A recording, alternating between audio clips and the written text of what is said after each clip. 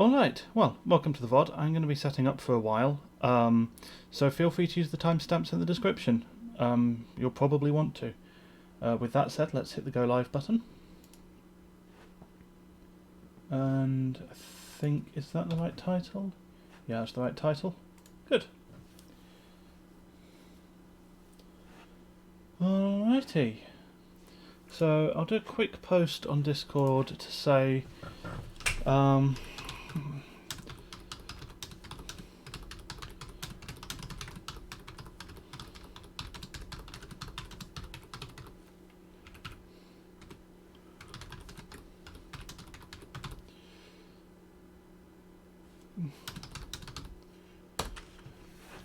just going to ping people on Discord a bit later once I've actually finished setting up the insulation. And for that matter, I haven't finished setting up what the ping's going to be, so I should do that. That sounds useful. Alright.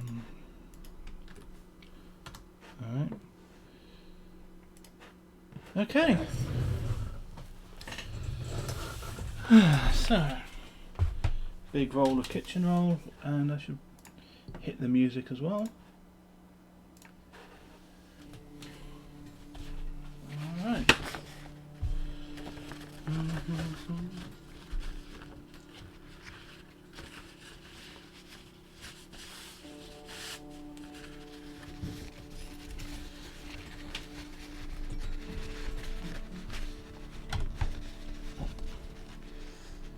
These clips are sharp, it turns out. Who would have thought it, right?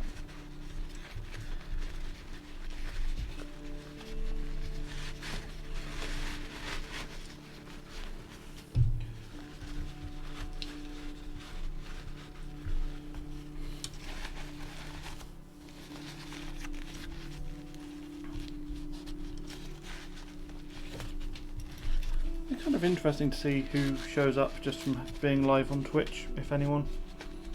Most people are all waiting for the ping on Discord. 1 viewer, so someone's shown up from Twitch.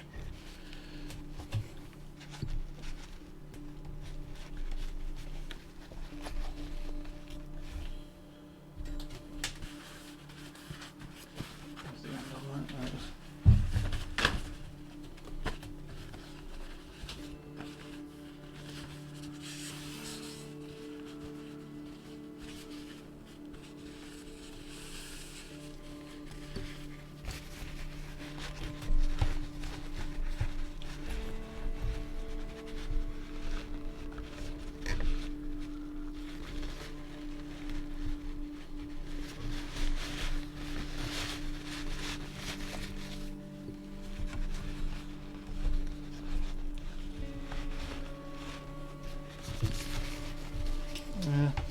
Bit of a quiet start. I will get going once I've finished insulating it. I was already late, so I thought, well, I'll at least go live in case there's anyone waiting.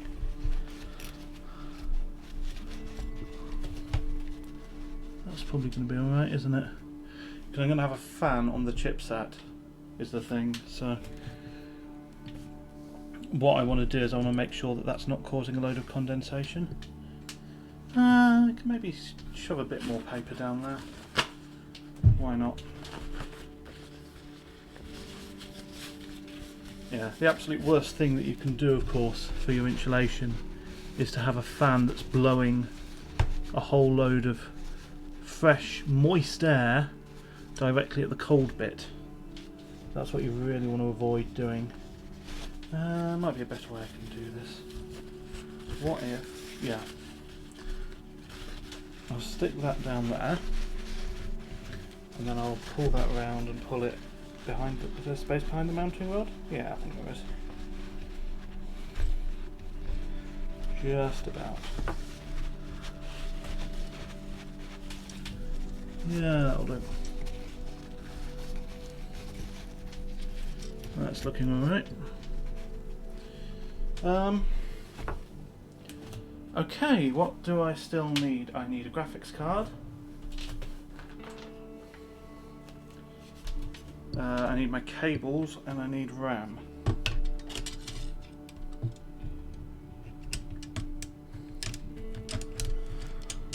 And I need to get rid of the urge to hum bits of the Fallout soundtrack as well, because that's not appropriate at the minute, especially as I have other music on.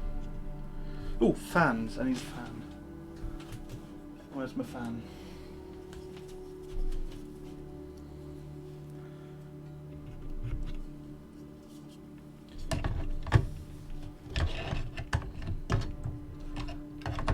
There we go. Right, yes, memory and memory cooler, which is somewhere.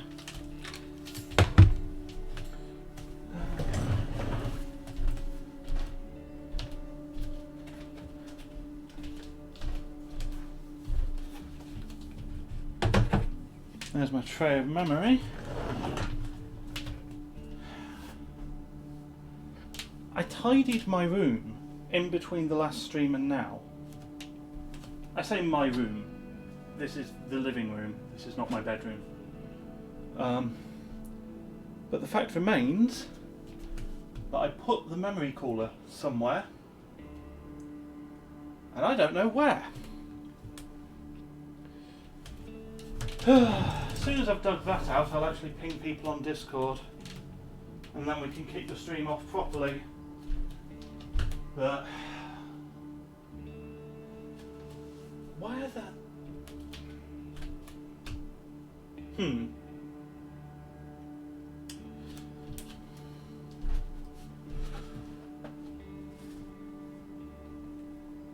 I'm actually not sure where I've left it. That's really annoying.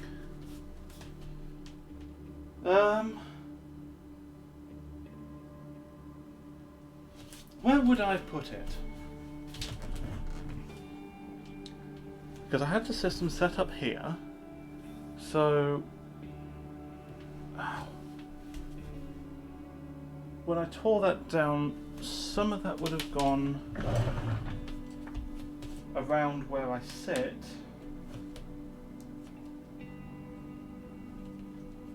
Definitely not there. No. Some of it might have gone on the table over the other side of the room, because that's the other place that there's free space. Got a box on the table. It's not in that box. I have a bag of various cooling stuff on the table, but that doesn't include the memory cooler that I'm looking for.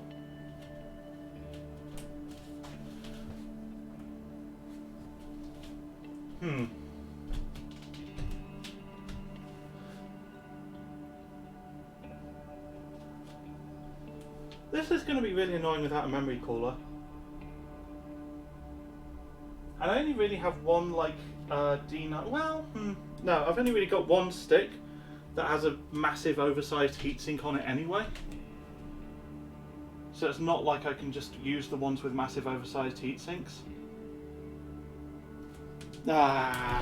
This is vexing.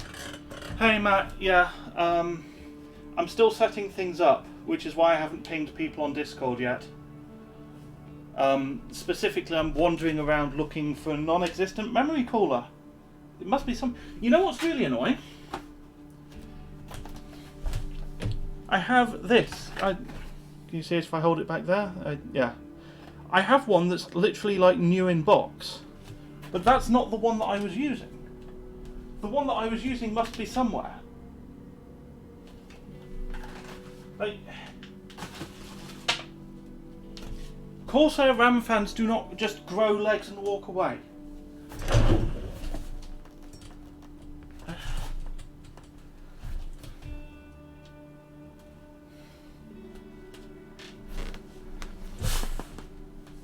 I'm annoyed about this because I kind of feel like I need it. Hey Forks. Forks says, I'm sure it will magically appear as soon as you open up that box. Yeah, probably. Well, that's why I'm looking. Yeah, Matt, probably a good time to get some food together, to be honest, because I'm not going to get started for a little bit. Where else might I have put it? My room is an absolute mess. It's... You know what? do I have anything that has an address on it that would be not good to show? One thing, I put a box in front of that.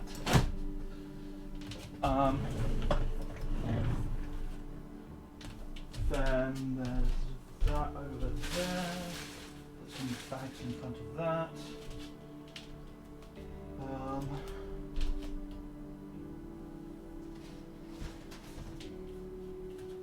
Is that everything? That's everything with an address on it. Right. Let me just pull the camera over a bit. This is the room tour of sorts. It's boxes everywhere.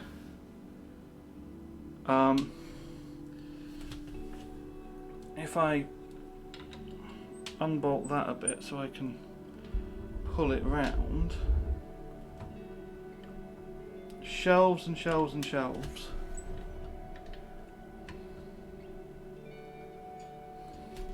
Is that's a little bit tilted now, isn't it? Yeah. So like,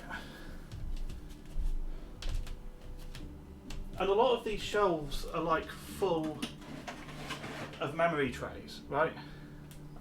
I have a lot of memory.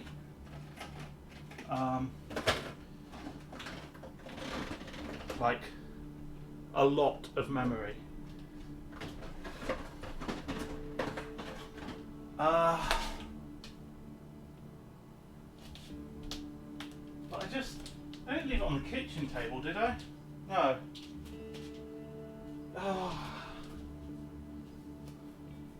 It's always like the one thing. I have a box of heat sinks down here. Is it amongst those? No.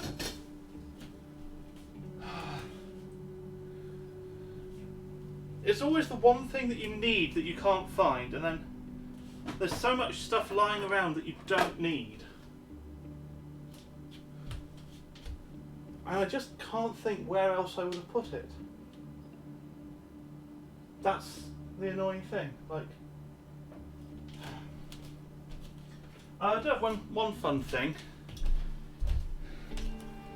I bought a Hot Wheels car literally for no other reason than it's called Ballistic.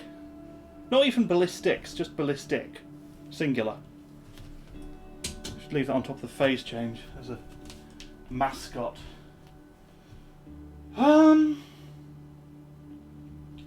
Right, well.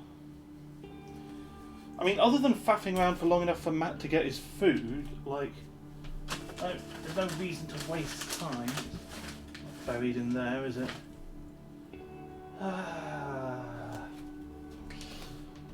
You got your food, alright. Oh, I know what I can do. I can hang a... Let me put the camera back a bit.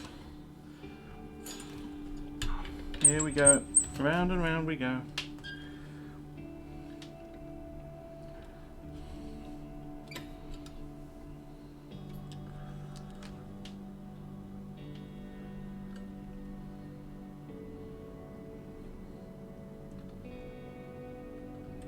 What I can do is I can just hang a fan off here.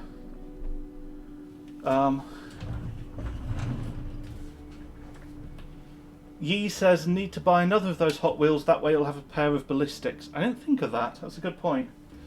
Right, so now all I need is a decent fan to hang off of that, which shouldn't be too much of a problem. Let's say that now. Come on. You'll do. Wait, no, that's got a load of screws in it.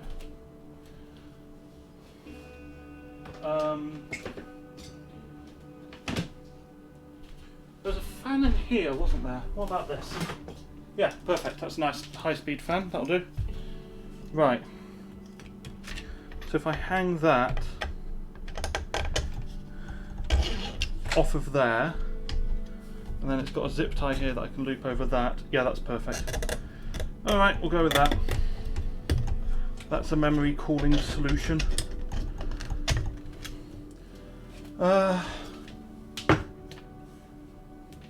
Right. I think all I need now is I need to install the memory, put the fan on, and then plug a couple of cables in. So I'm going to go ping people on Discord.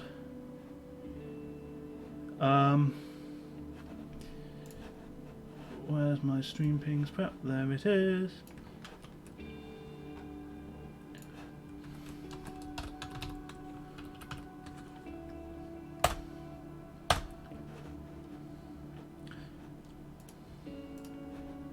And also in here.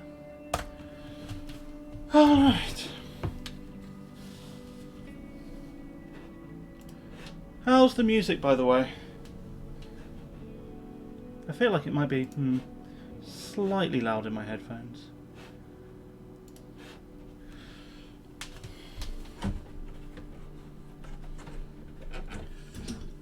Put that where it's more in shot.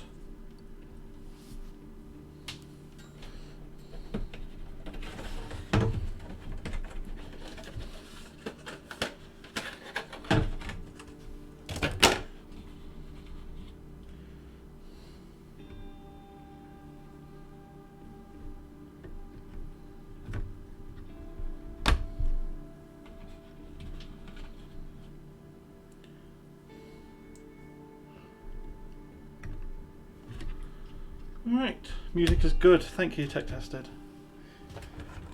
I never know whether to call you Tech Tested or Matt. If I keep calling you Matt, then I worry people won't know who I'm talking to. But just calling you Tech Tested all the time feels unfriendly.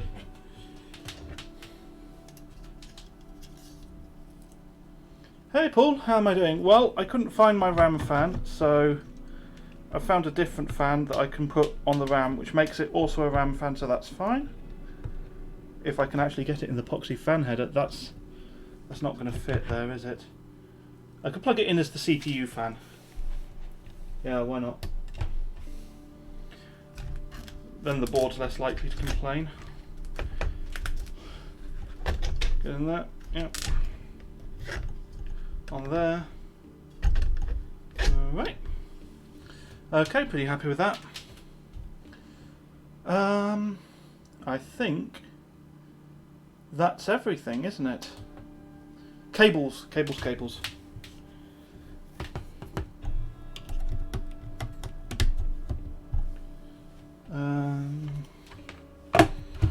Right, mouse, keyboard.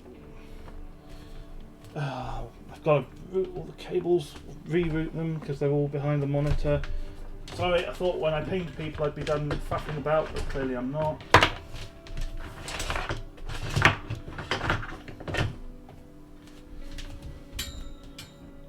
Yeah, I'll route that under there, that's fine, whatever. Come on.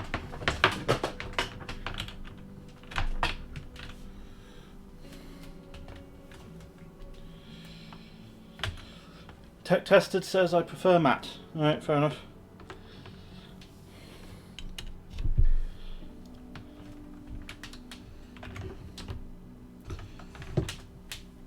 I'm aware that I just called you the other thing, but it felt weird to say Matt says I prefer matte.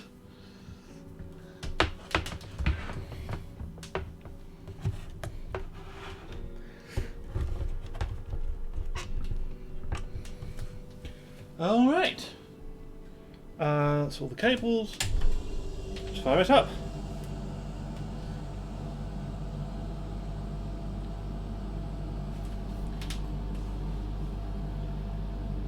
Okay. And wait for it to cool down. Paul asks, what's the gap you have to close with the Phenom? That is a very good question, and I probably should have prepared links for that. While the phase is pulling down, let me find those.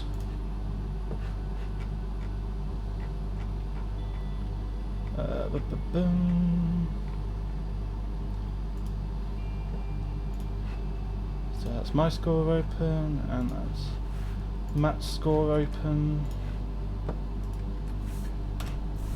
So that's Matt's score. That's my current score. So not a big gap at all. However, you know, I want to go as far as I can. I've maybe been a little bit aggressive with the goal, but it seemed... I don't know, it seemed about right. We'll see. I might really regret setting such an aggressive goal, but we'll see. We'll find out. I'm suddenly feeling really warm.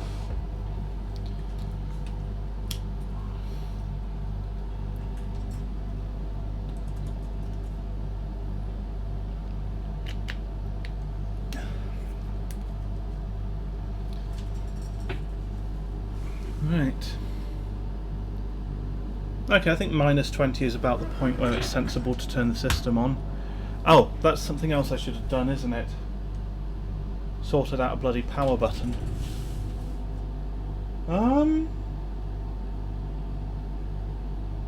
I have no idea where I left my power buttons. Oh, goodness, sorry. Hit the desk quite heavily there.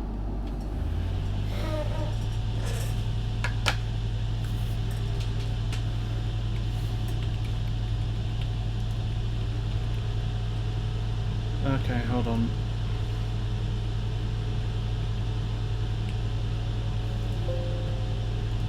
That camera can go away. That camera can stay. Yeah, that's probably okay. Clue.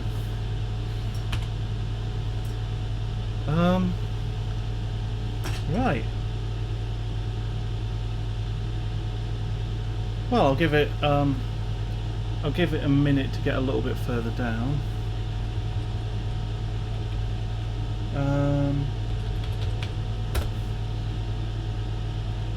Let's see what it thinks the temperature is. Hey, Tim the Enchanter. Nothing's really happened yet, no. I've been setting up for about the last 20 minutes, but I deliberately didn't ping people straight away, because I knew I'd take a while.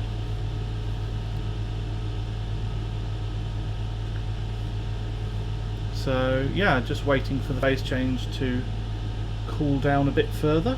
I think we're about there though, really. So let's do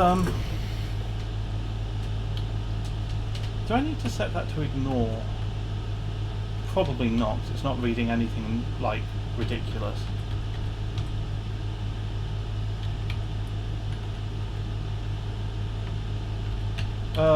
Right, well, hopefully it's just a case of loading the previous overclocking profile and pushing harder, really. I think 1400 flat 5 didn't work with this RAM, but it got fairly close, so maybe 1300 flat 5 will work. Let's see. I mean, we're only at 1200 flat 5 now anyway, but like, in the future, maybe 1300 flat 5 will work. That's what I'm thinking.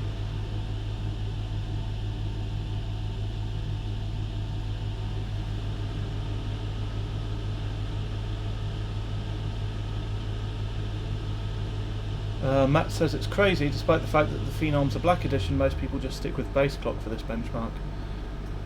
Yeah, I wonder what... I've heard some suggestion that, like, the higher base clock... Not base clock... The higher memory ratio, the 1066 ratio, isn't very good in some way. So I don't know if it's just for memory speed. Alright, well... So we're in OS at 3600, which it wasn't doing before.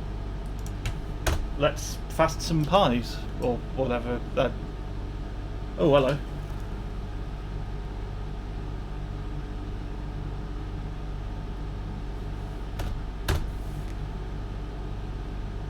Okay, so that's immediately unhappy. That's not a brilliant start. Slight risk that the temperature scaling might suck, which would be unfortunate. What I'm hoping though is I'm hoping that might just be RAM. So I'm going to drop the memory ratio. I'll drop it down to 1:1.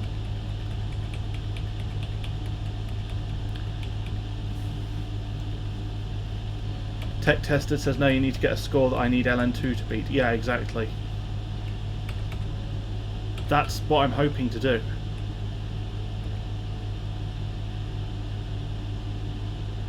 Fork says, is that blender sound the RAM fan?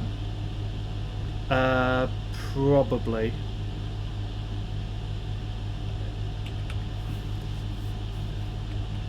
Yeah, it's quite loud, isn't it? Let me move the mic.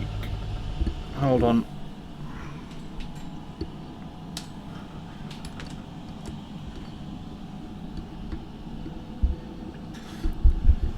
So if I have the mic over here, then I need to kind of consciously speak into it. Because if I'm turned towards the system, then I'm going to be a lot quieter. But I'm hoping it's not picking up the RAM fan as much. Maybe. Hopefully.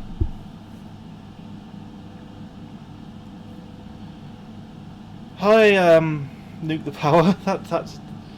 That name has not aged so well. Definitely quieter now. Okay, good.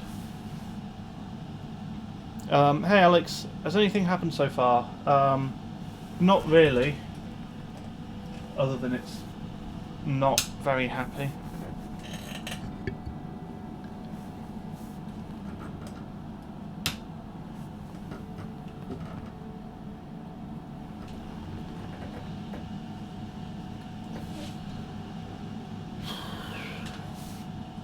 I'm a little bit worried that I'm not going to get much cold scaling.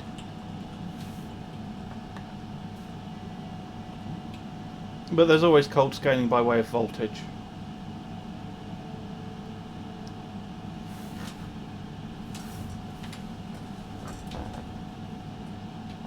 Right.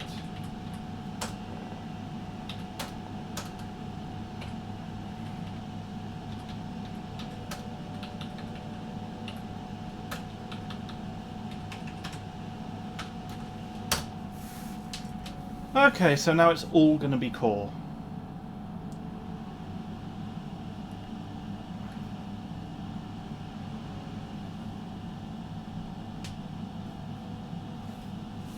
So, Paul says more volts, more better. Yeah, pretty much. I mean, to be fair, there's a jumper on this motherboard for CPU voltage. I might need to swap that, and that can be a little bit weird, so I'll have to pay attention to that, because it's like, it's an offset, so if you swap it when you have a voltage set, it just adds 0.4 volts to your voltage for you, which is not ideal.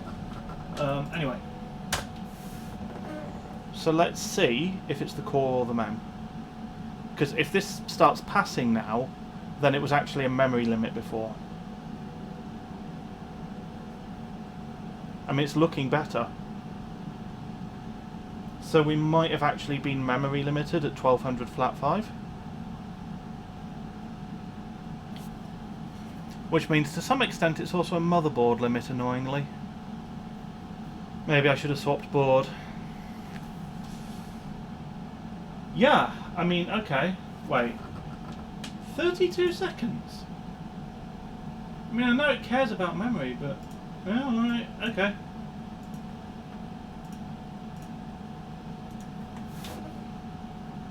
Well, we can push the core, and then we'll see where the core goes, and then we'll sort the memory out later.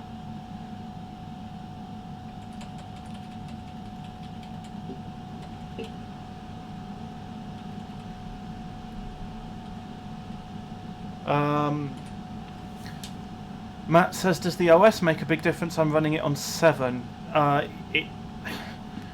mean, it certainly can. I just don't really know for sure what's best, to be honest. I'm not aware of 7 being any significant disadvantage. It's not like Super Pi or 3D Mark 2001 where it like massively favours XP. If anything, 7 might actually be slightly better. I don't really know how to PiFast.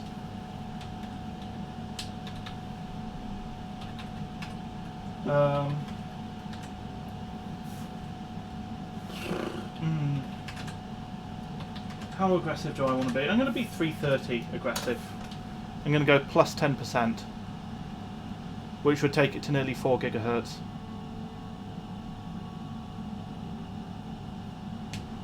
Okay, this is looking like cold scaling. This is good.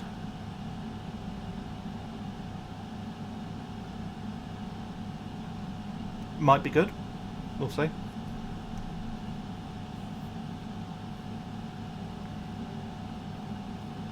Come on. Please. Is that showing 00? Problem is I can't see the postcard, so I'm having to read it off the stream.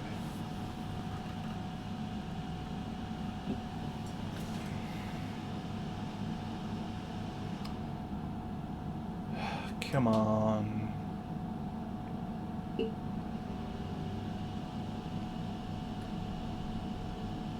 Ah, don't be like this.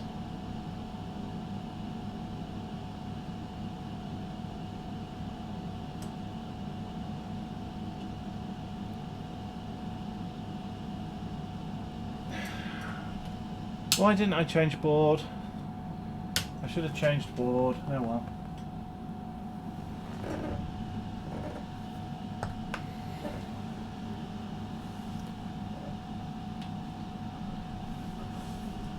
Matt says, I really want you to do well, need motivation to go buy juice. Yeah. Go juice, sorry. To go buy go juice. There's a tongue twister. Go buy go juice. Actually, it's not that bad.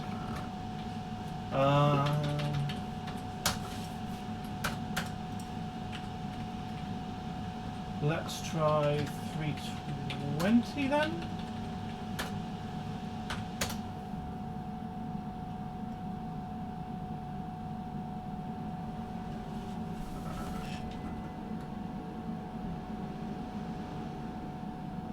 Alright.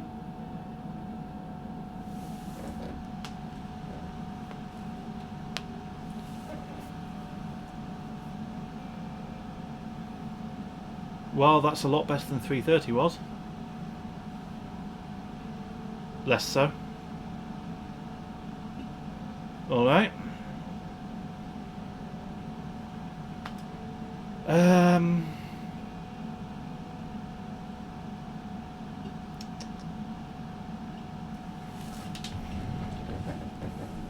I feel like I should have like a BSODs counter or something.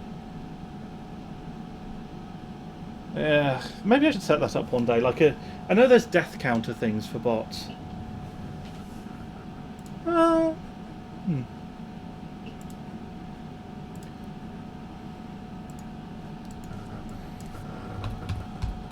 BSOD counter.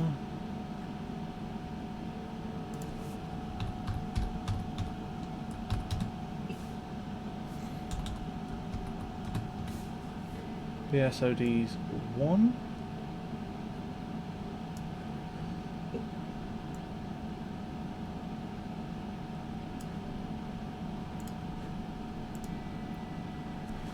There we go.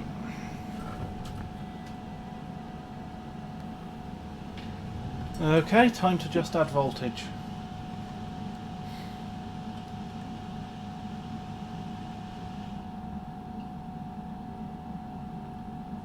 Assuming I get back into BIOS. If I had to add a CMOS clear counter as well, that would not be good.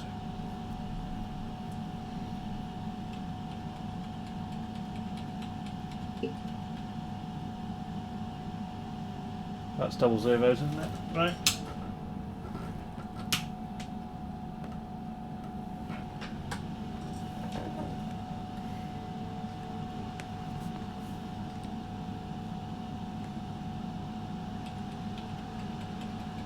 "25 seconds might have been ambitious."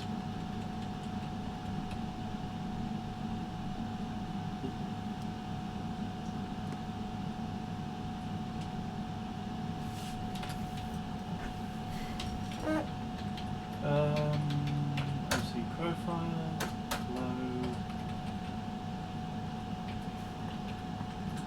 320,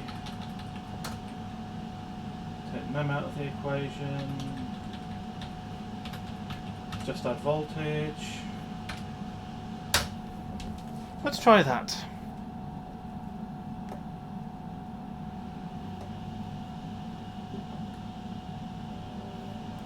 I'm not going to be happy if it starts being FSB limited.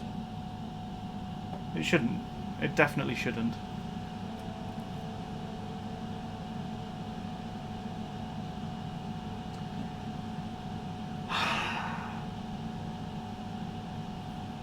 Asus.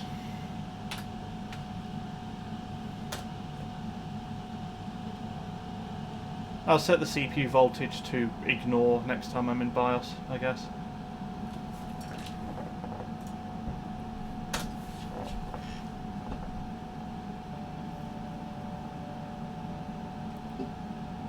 Nuke the Power asks, have you tried a UD3 board? I don't have a UD3 on 775, I don't think. I have a few boards, but not a UD3. I actually can't remember if I have a Gigabyte P45 board or not, because I have too many bloody boards. Right, well, that passed. It's not a new PB because the memory is atrocious right now, but that did pass, so that's good.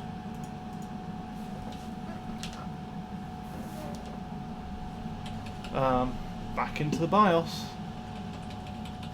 I'm going to save this as a new profile. Matt says too many bloody boards does not compute.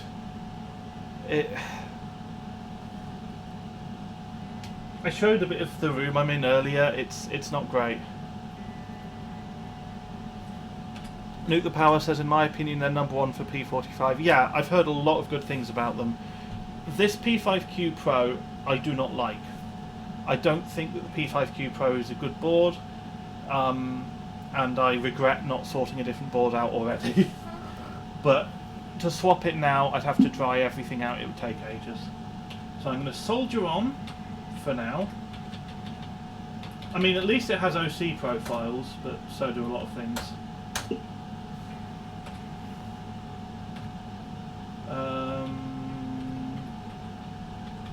Hardware monitor and Forks asks thoughts on the P5E3 Premium. That's X48, right? It should be really good. Asus X48 in general, but I don't know, like, specifically.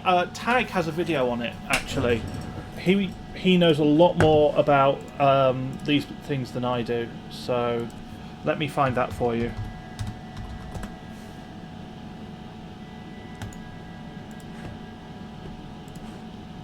So save this and watch it after I finish streaming. Or, to be honest, watch it now. I'm not, you know, do what you want, but I would go by that roundup above anything that I say about what Socket 775 board's good. Oh, hello! We have an actual CPU temperature readout. Nice. Right, so let's ignore the CPU voltage, because we know it's high, that's fine. Let's go 330.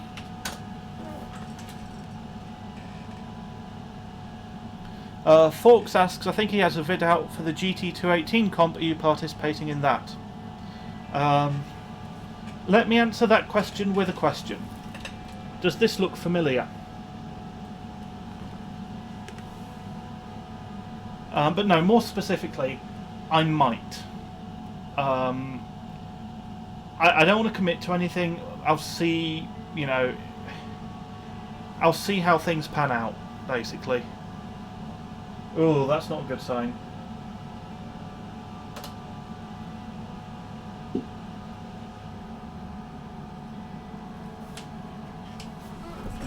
Hey, we got another one. We got another one.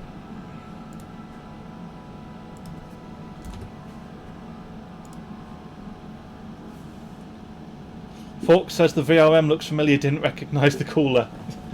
Yeah. That is a 210. I actually bought a different 210 as well,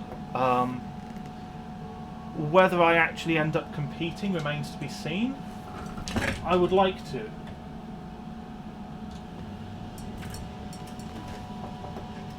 But it's just a question of whether I end up having time to do it.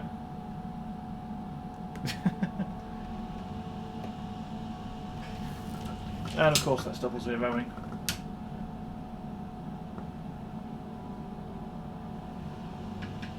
Tech Tested is not happy with my E2220. Funny thing about that. Funny thing. So, after the last stream, somebody offered me like a fairly high binned E2220 out of their collection, and I was like, no, I want to do it properly. I want to soldier on with this. Well, I want to. You can't see the sticker on the side of the phase change very well, but it says "forward garbage," and that is what is happening right now. Right. I'll probably have to re-ignore the voltage.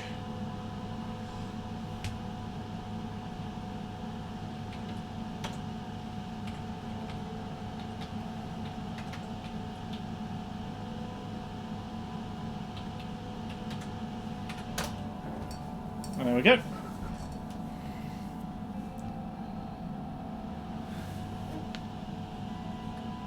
Nuke the Power says, this is the way I have respect for that. Yes.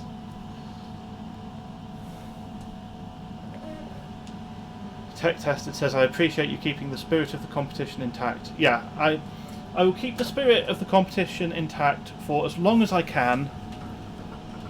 And then the next thing that I'll do is I'll swap out for this, which is another E2220 that I have, or this, which is still in an anti-static bag but is a third E2220 that I have. But for now it is still the same chip, as you can tell by the fact that it's this.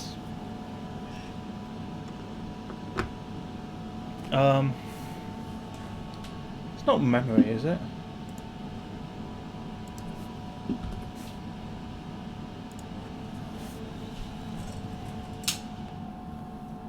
Well, it can't be memory. It might be FSB. I'll try lower core not core voltage. I'll try lower core multiplier as well. Just make sure it's happy with the FSB.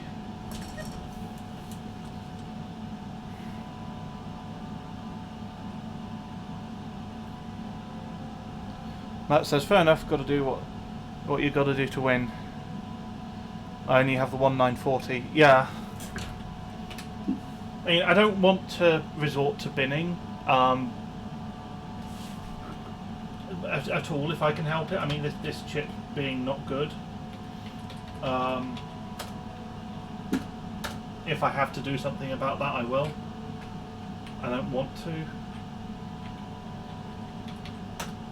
And hopefully I won't.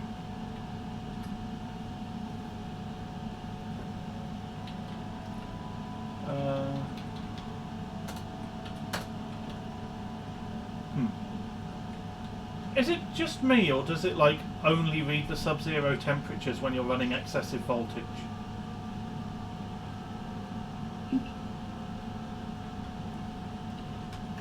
So it was 330 that wasn't working. So let's try that with a reduced core multiplier.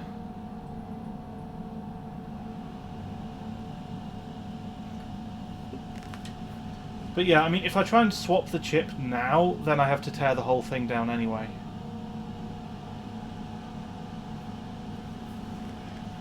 And at that point I might as well dig out the LAN party or something. One of the LAN parties.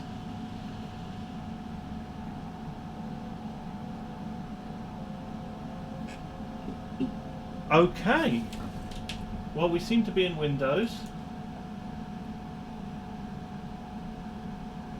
So it's not FSB. I guess it was core. We are hitting a wall. Hey, Obscure Paradox. Are you still on the original chip? Yes. Yes, I am. It's not going well. I don't like this chip. Oh dear Lord, no. Yeah.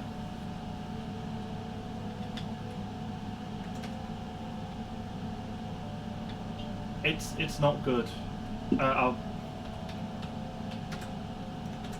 Oh really? Oh.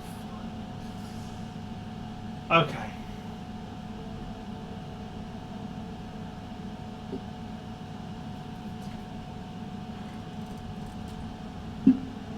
It would literally be in the bottom 5% of my chips. Oh, good. Right, I'm going to swap the CPU over voltage jumper.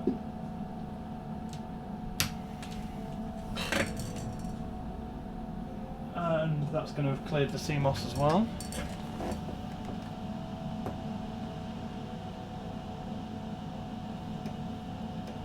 Hopefully that gives me more than 1.7 volts.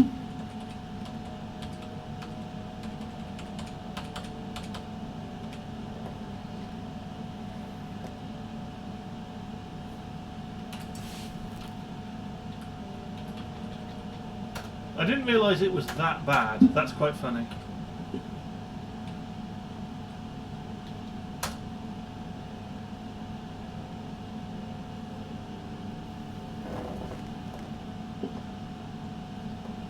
Hey, obvious cough. DFI to the rescue. Yeah, quite possibly.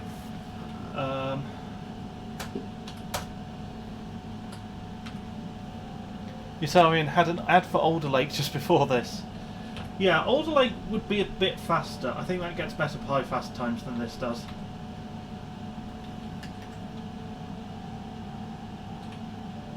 Hoo-hoo-hoo! And this is why you have to keep an eye on it when you're using the CPU over voltage jumper. Let's set that down to something more reasonable. So it literally adds 0.4 volts on top of whatever is saved in BIOS. I didn't know that applied to profiles, that's interesting.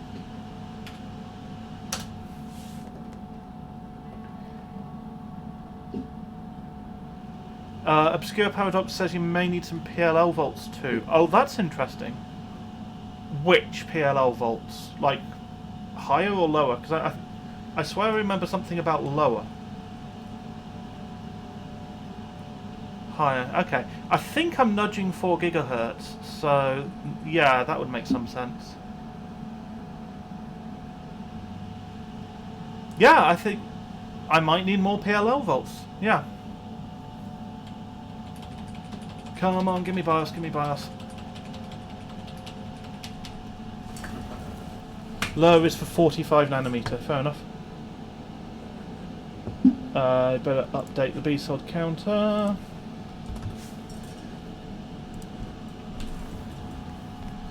I'd try like 2 volts. Okay, 2 volts it is. I know that's not what you meant. So what's standard is 1.5. It can't go any lower, so it's a good thing this isn't 45 nanometer.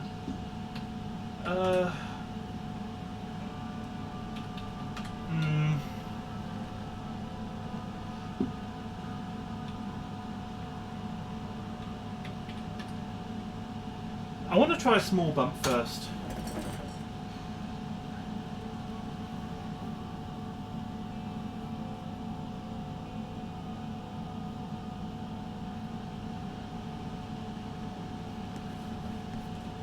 Nuke the Power says with Gigabyte you can lower CPU CPU PLR.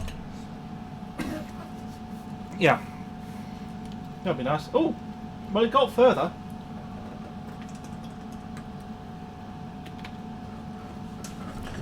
Auto probably had it at 1.8. I don't know. This seemed to be a little bit better. Insofar as it actually got to OS. Not a lot better, but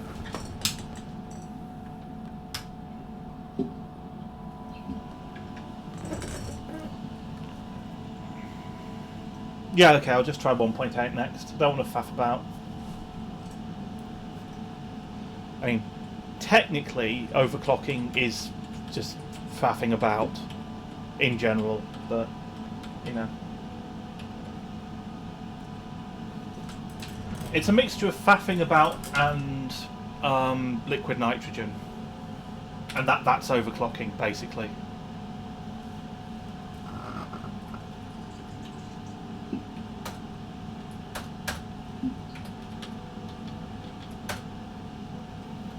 Miss Arian having a lovely ham sandwich currently. Glad to hear it.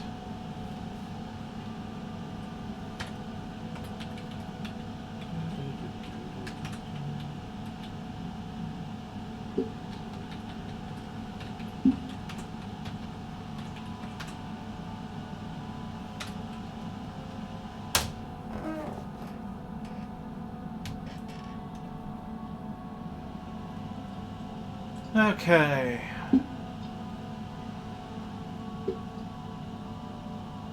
Hopefully this works.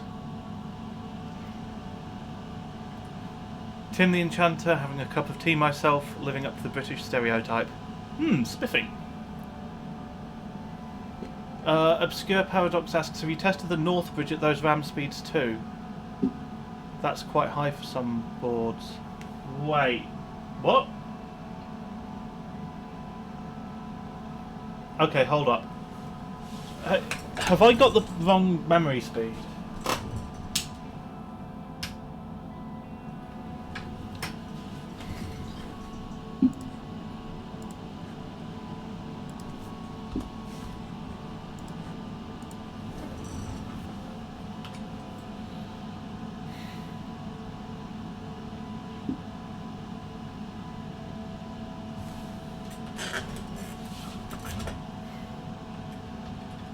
Oh, low profile. I won't bother with the voltage. Lewis.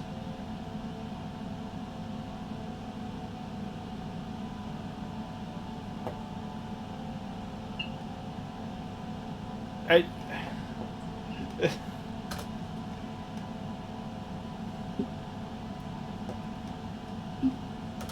don't think it's the RAM speed, mate.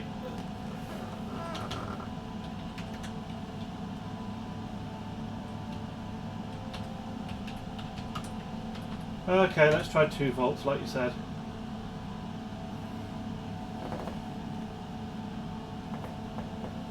Too much time on modern platforms and double data rating in my head. Yeah, fair enough, fair enough. I mean, to be fair, if you say, oh, I'm running my memory, my DDR2 at 660, then you think maybe the divider... I mean, the divider's fine at lower clocks, so I don't think it's the divider.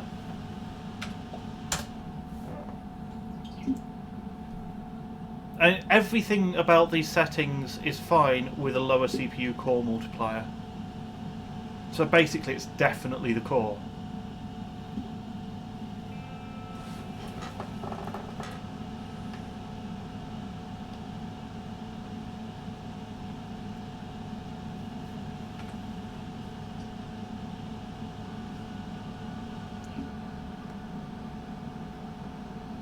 Obscure Paradox says, you say definitely, who knows with 775. Yeah, good point. Tech Tested says, if things don't improve soon, I say swap CPU or board. You might be right. I mean, I'm getting exactly the same BSOD over and over and over.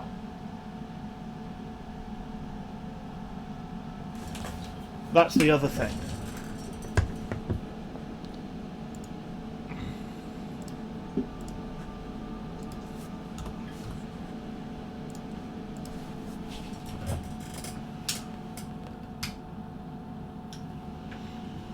I just want to... I half want to whack out my P5Q and D2200 for the memes. You wouldn't be the first, feel free. I'm just going to boot up at settings that ought to work.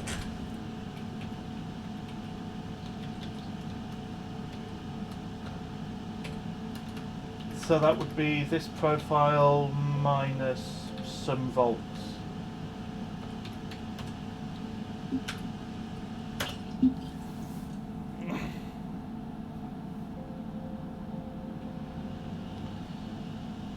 Matt says it could be a BIOS setting, but it seems like just a bad chip. With BIOS changes on a good chip, usually BIOS changes on a good chip make at least some sort of difference. Yeah. Yeah, I just want to make sure the operating system's not corrupt, because if that's the problem, then there's no point swapping board. I need to re-image it.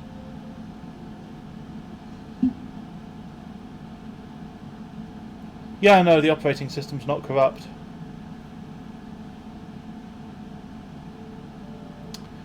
Well,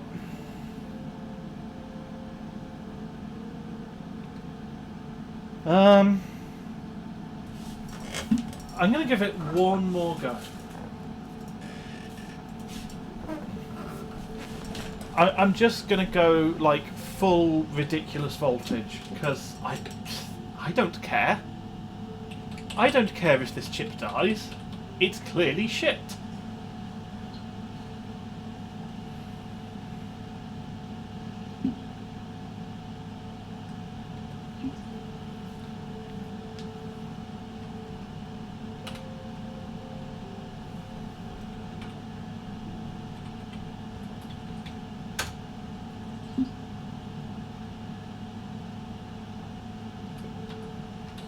Ignore CPU over voltage.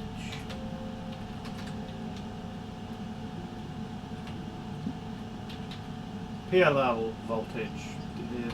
Lots. CPU voltage. Lots.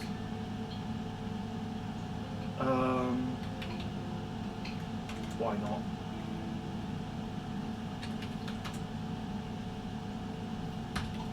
Let's try that.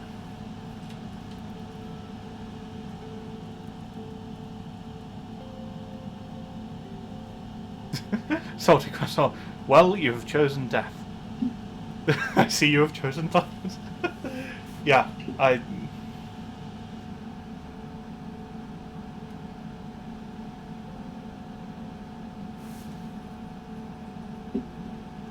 well, that worked.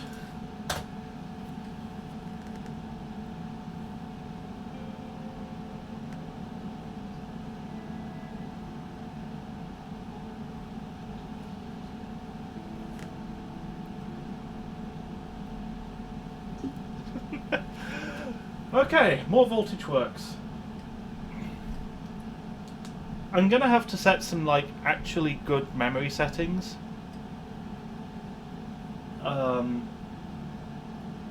Yeah, because that's a new PB by some way. But it's going to be massively hampered by my memory.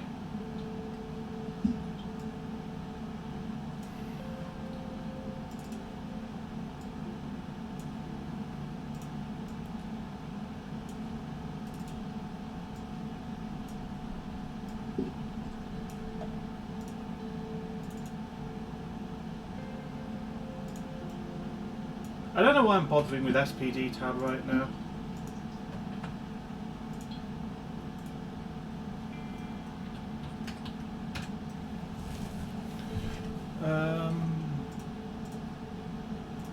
Right, let's get back in BIOS quickly. Because otherwise it's going to freeze in OS and I hate it when that happens. While I'm doing that,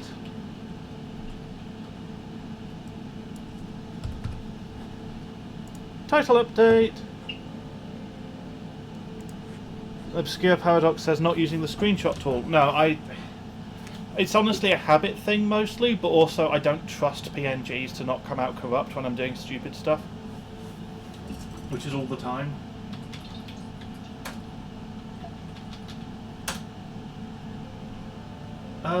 What FSB strap is that?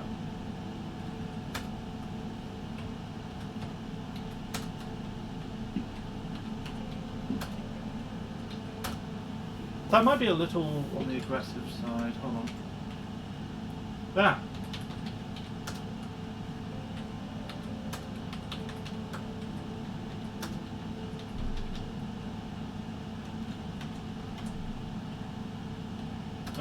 Hold on. Yeah. Maybe alright.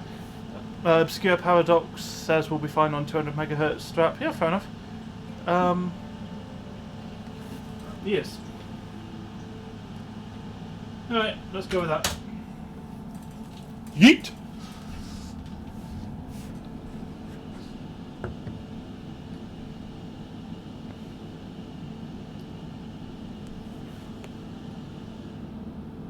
That's what I get for saying yeet.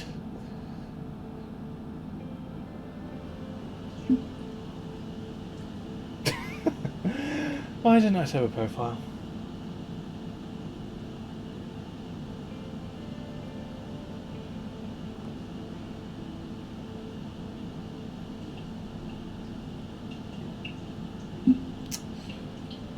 Well.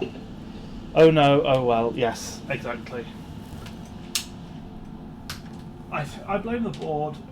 The board seems to just, I don't know. It would probably be better behaved if the CMOS battery had any charge in it, to be fair. I need to get a new CMOS battery. Or steal one from somewhere.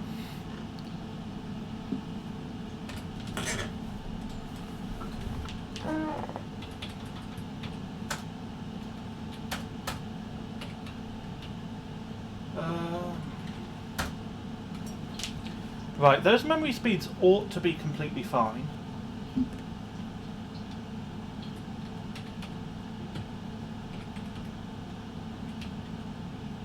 So, blame the strap.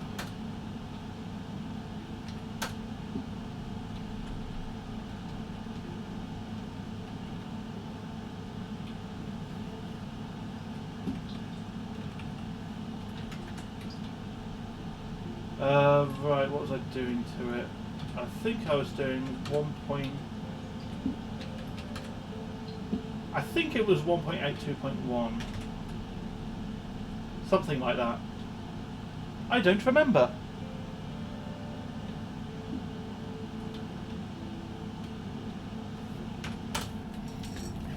Yoz says DFI plus low CMOS battery equals corrupt BIOS and fuckiness. It can do. I think it varies a bit depending on the board. Fortunately, this is Asus, so it just equals fuckiness.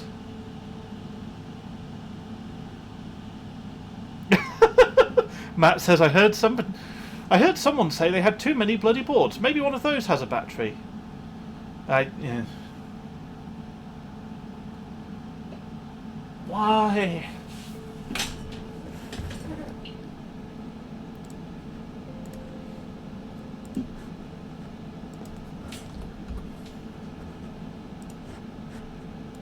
Yeah, I'm still on a P5Q Pro at the moment. Obvious Cough says I have a 775 board that won't post with a battery in it. What the fuck? Are you sure it's not just that it won't post with a battery in it that's too low?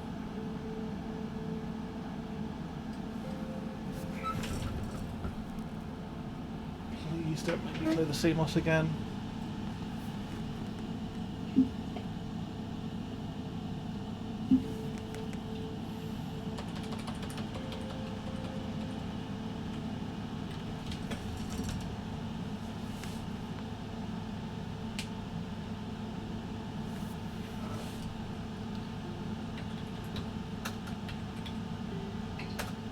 Right, I'm saving that on profile 2 because it's not stable. I'll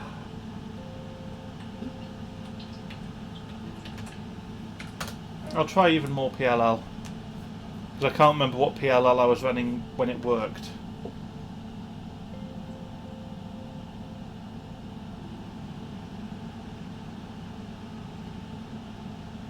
Salty says yeet. Don't say that. I said that before, and that was what made it not work. Hey, there we are.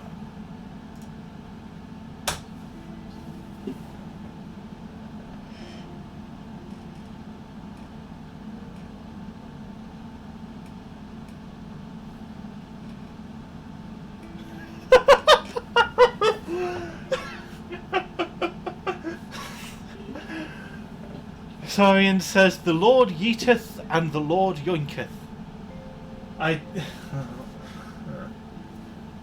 Yeah. Well, the good news is we got 27 seconds. Dead.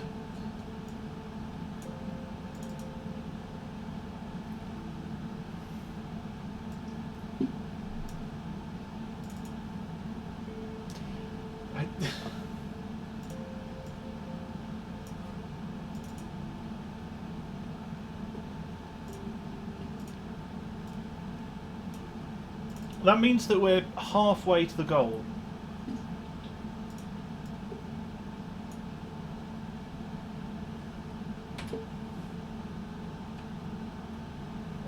CPU, Mambo, Spud. Yeah, good.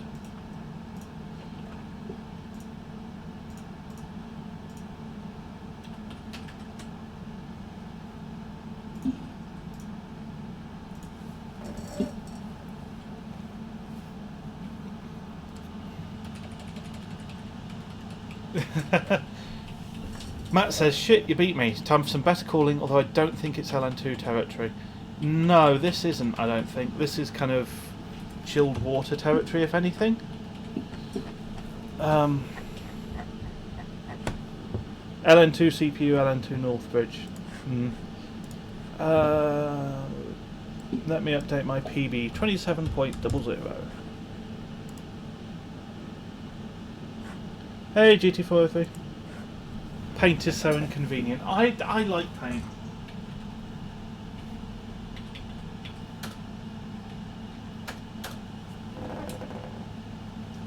You'll not convince me not to like paint.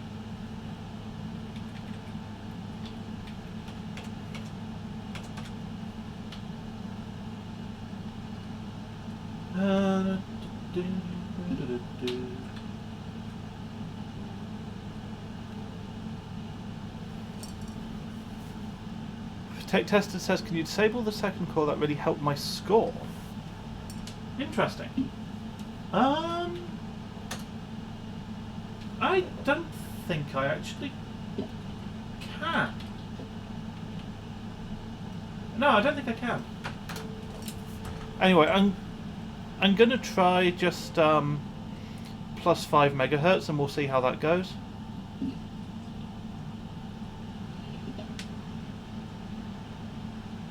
Yours says capture card best way to screenshot on unstable systems. I'm not sure. I'm not sure if that's actually allowed or not, technically. Okay, well that's not fucking stable, is it? Yours says you can disable cores in Windows.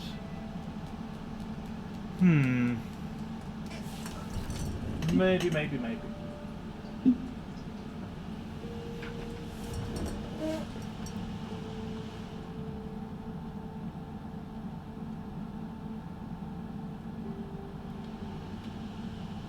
Tech Tested says, wait, any reason you aren't using set FSB?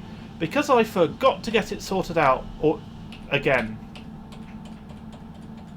for a second bloody time.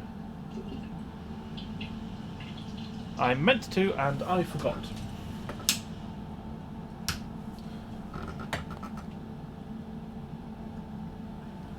While that boots up, Yoz says leak has confirmed capture card allowed. Ooh, nice.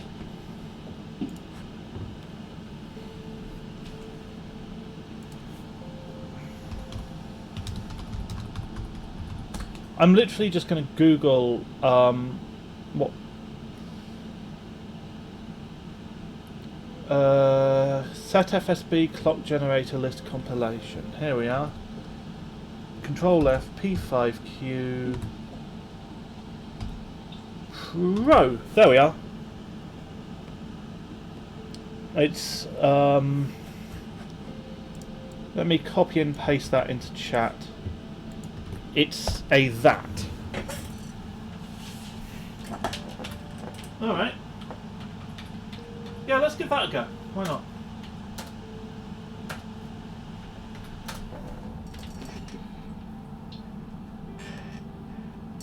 The problem with this kind of unobtrusive chill music is I have different music stuck in my head. Forks says even if it wasn't, it'd be impossible to distinguish. Yeah, I mean that's one of the things, isn't it? often the defining factor in whether or not something's allowed is just, is it detectable? If it's completely undetectable and it doesn't have too big of an impact, then it's just kind of, you go, well, screw it, we'd better allow it.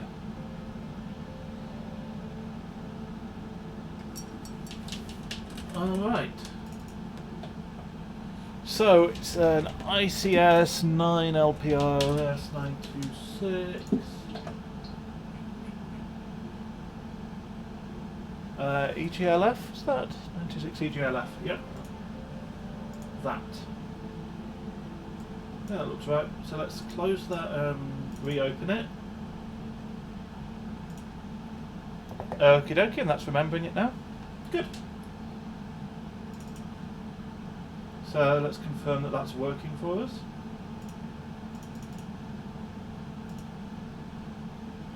Yep, that's working. Sweet.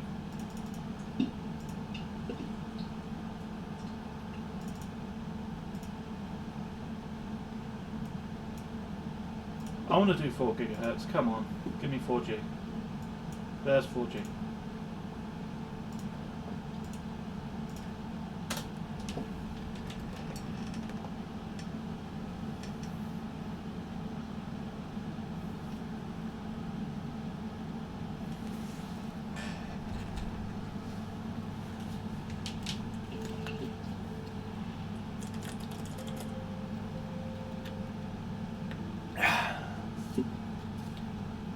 Delicious water. As I don't actually have a good place to put the water where it's sort of in shot, do I? No. Damn. I'll just put it back here. Stealth water. 26.67, that's not bad.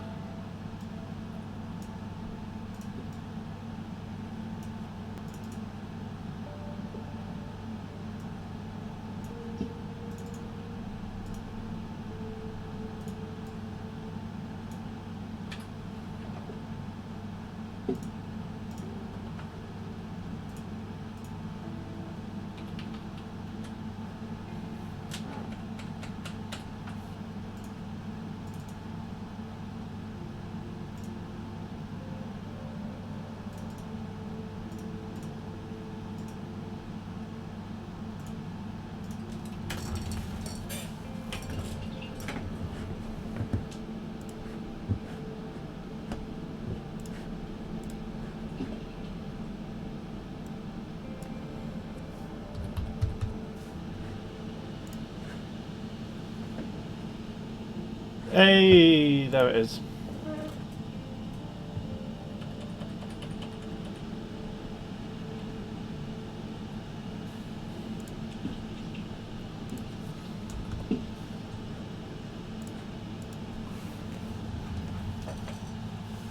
Just as I was updating the title. Oh well.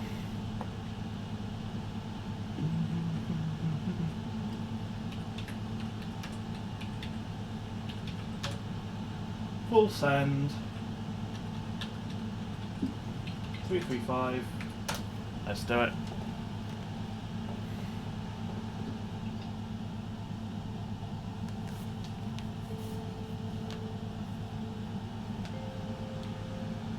I wish there was something like liquid metal that worked at phase change temperatures. I wonder if there actually is. Oh, hello.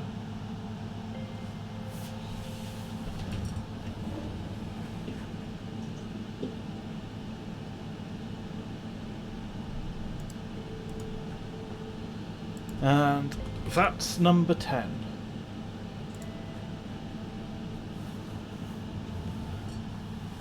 This represents a worrying increase in our BPH, or BSODs per hour.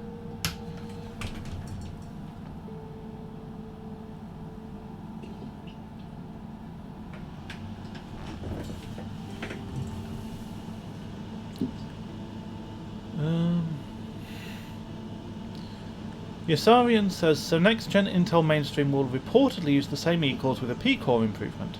How many generations of P-cores do you think it'll take before they make a new E-core? Considering the current one is probably more than enough for its use case. I don't know, probably not that many. I mean, they're going to have to redesign it anyway every time they change the process, right? I agree with Salty as well, who says, to be honest, I'd just like them to release 10p no-E CPUs, and yeah, exactly.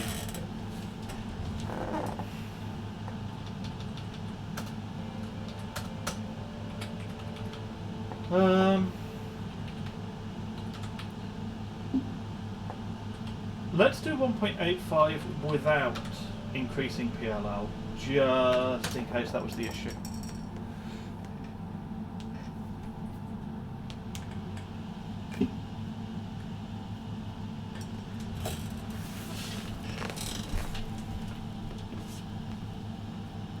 Also take the opportunity to stand up and have a nice stretch.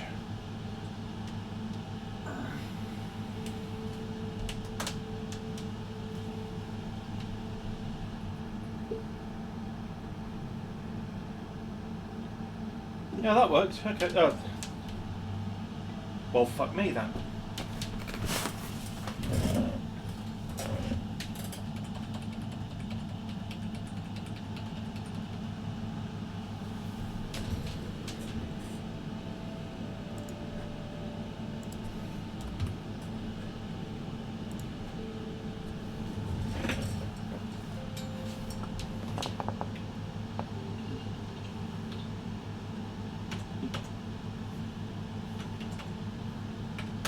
More V-Core.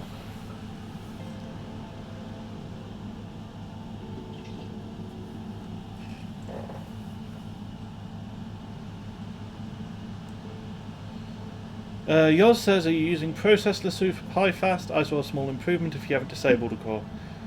I am not. I agree that it would probably lead to a small improvement.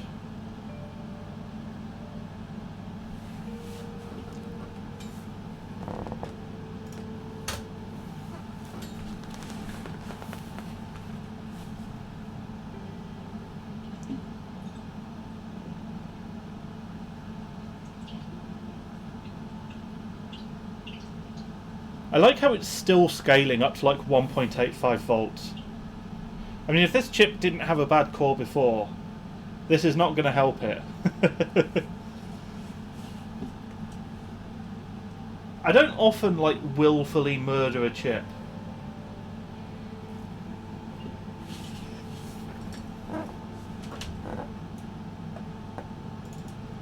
Anyway, this is an improvement, so I'd better save it. 26.42. Not the target though. Come on, CPU then.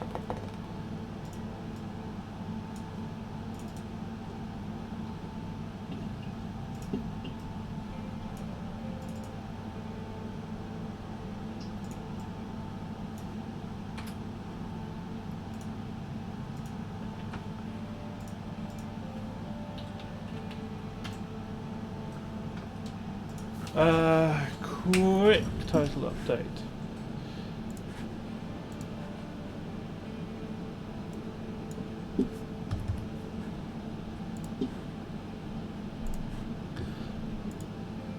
Matt says you're almost up there with the best water-cooled 940 score.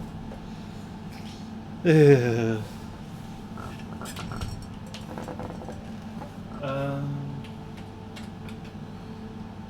Right. Well, let's set FSB that up a little bit.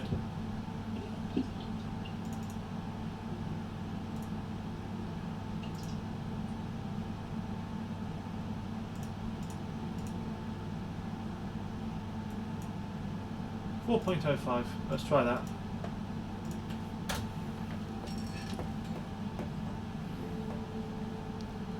Oh no, yours has got a tweaker. We all knew this day would come, and we all dreaded it.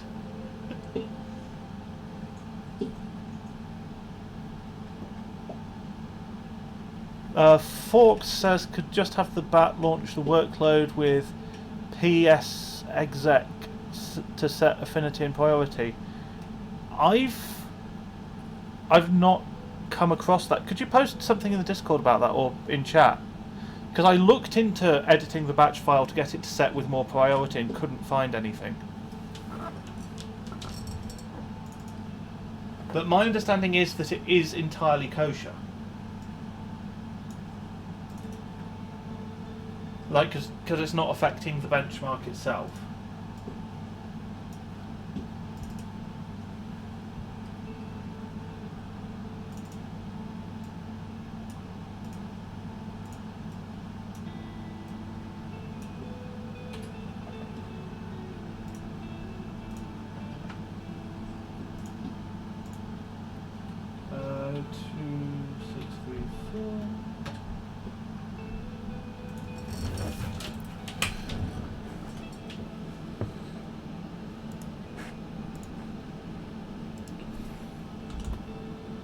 Title update 26.34.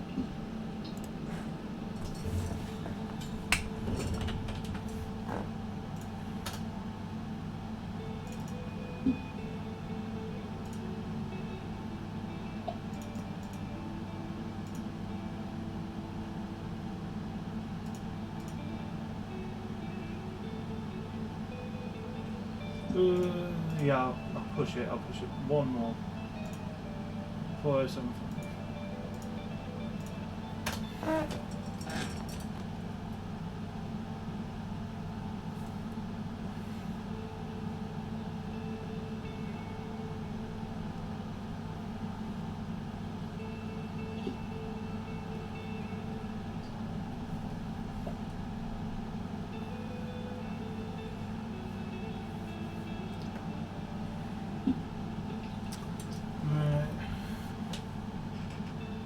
Ah, there it goes. There she blows.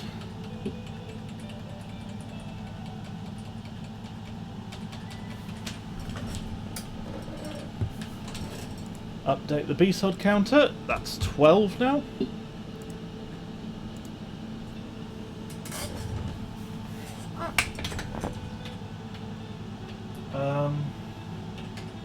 So to be fair, that was trying to do 340.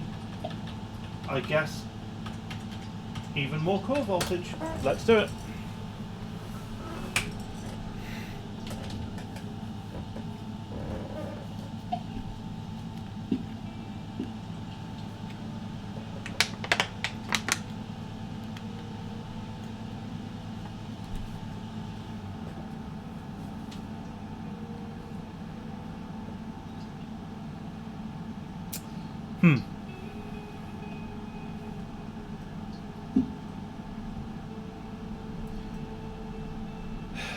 I'm pretty sure startup is, well, it's not always harder than PiFast, but it's sometimes harder than PiFast.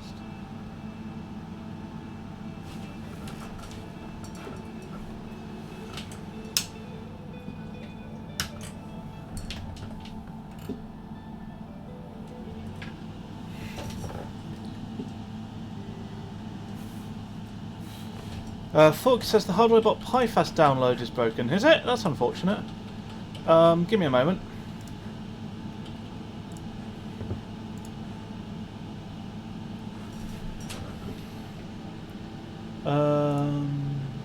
Do I have it in downloads, or it's going to be somewhere?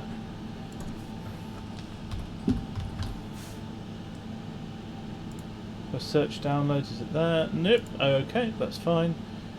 Let me try the NAS. Overclocking resources, benchmarks, 2D, hexus underscore pifast.zip.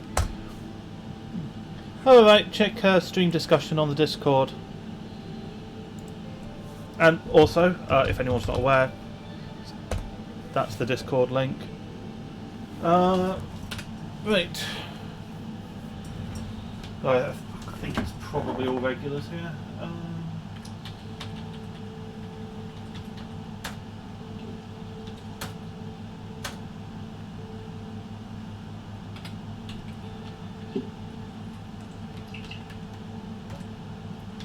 Right, I want to do 340. Yeah, let's just, whatever.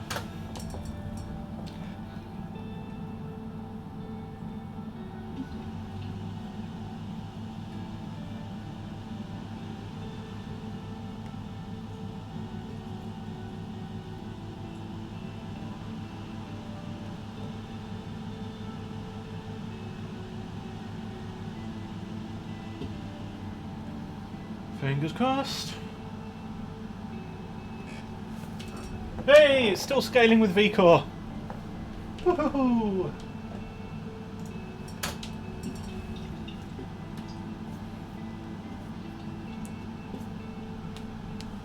I might need to change board just because of the VCore limit at this rate.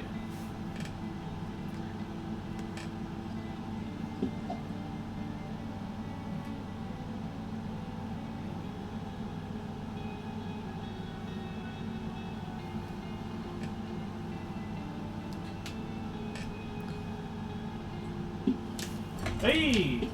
Nearly 26 seconds.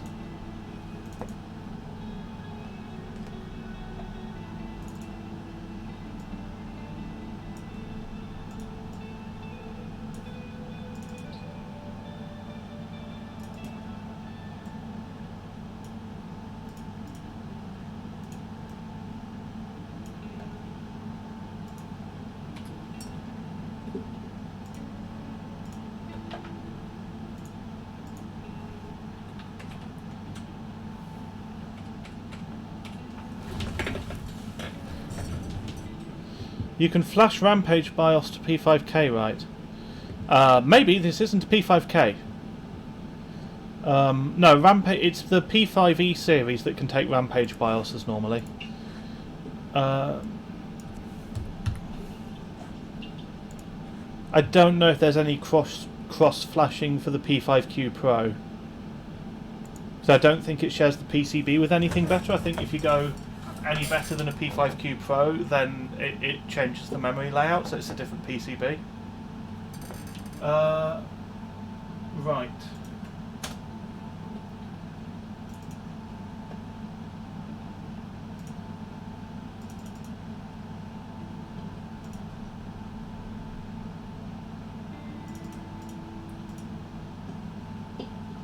Let's set FSB this sucker.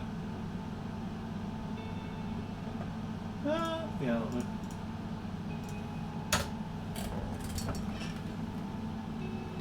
Yours says you can have different PCB, you need similar chipset. Maybe. I mean, you probably need a few other things to be similar, I'm not sure. That's true though, because I think isn't one of the P5E series like it's a lower layer count, but it can still take the cross-flashed BIOS. But yeah, I don't know. Like, I don't think this has the same PLL that anything else has, which makes me think it wouldn't work.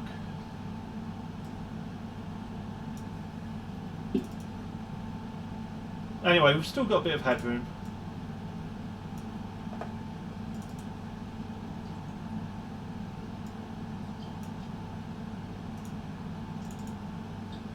Sub 26 seconds now. What about the P5Q Pro Turbo? I don't know if that would have more voltage headroom. Wait.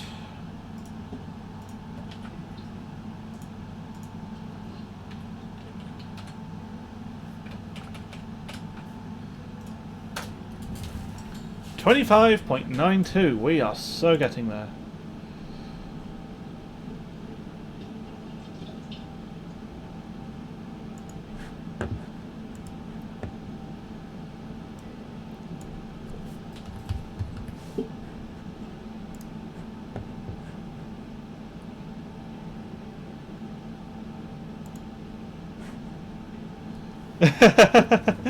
Matt says, okay, I'm going to have to get the Go Juice. Yeah. Right.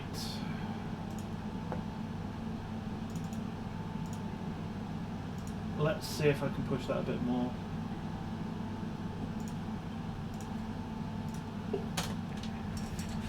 I don't actually know how ambitious I've been with my target. I just sort of thought, 5 seconds lower. You know, if my previous target was 30 seconds, why not?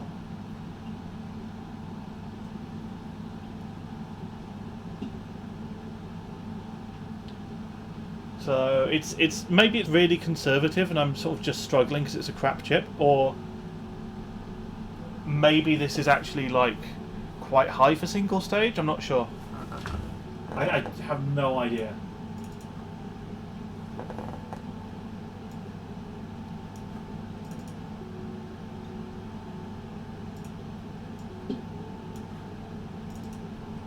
If I had to guess, I'd guess that it's probably not that good. Because, to be honest, this is not that far off what I had imagined fondly that I might be able to clock to on air. I mean, obviously I was wrong to think that, but still. Okay.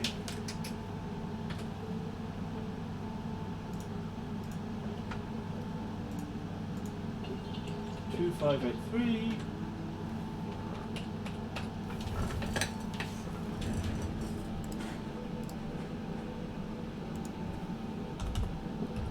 .83 seconds.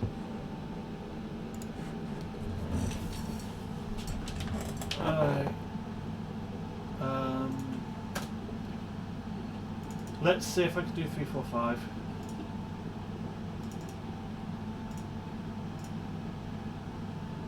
A little bit aggressive, maybe.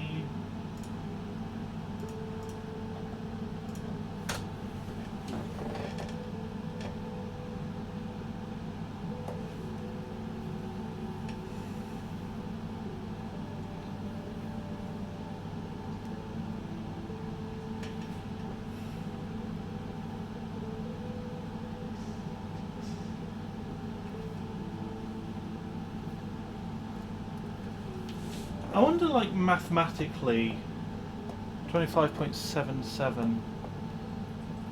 I mean, the scaling with FSB is going to be pretty linear, so I wonder what I would actually need to get sub 25. I mean, presumably it would be about another, I don't know, 3 to 4%, which would be, I mean, what's 4% for about 350? 3.5% of it. It would be about 3.5 times 3.5, which is about, oh, I don't know, 12 megahertz FSB-ish. I think we can do it.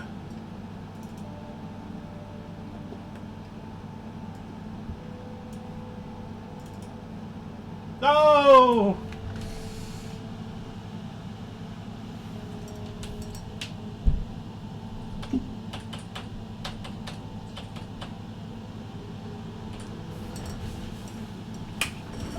Yoz says, eBay is shameful. Someone listed a 4600 plus as like FX60. Yeah, it is. Especially when the 4800 plus exists.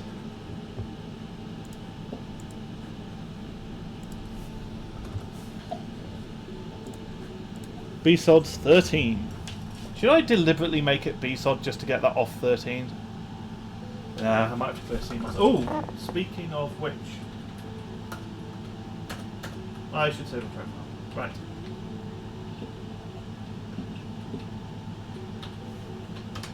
Two volts.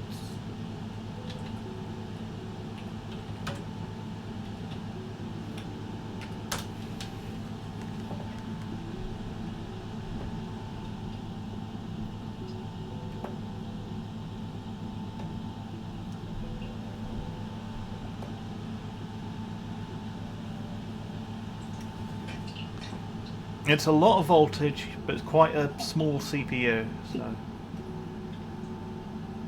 Ah.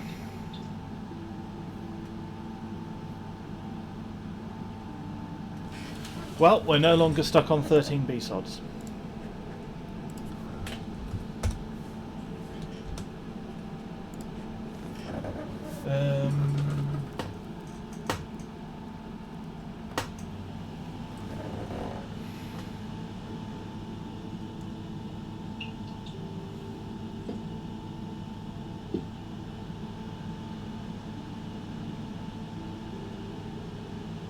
I want to just... I might regret this. I kind of want to give it one more go.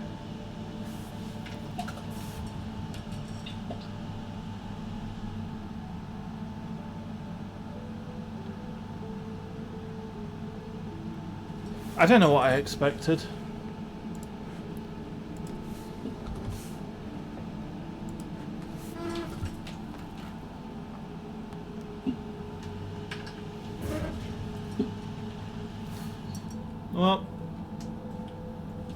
time for even more V-Core.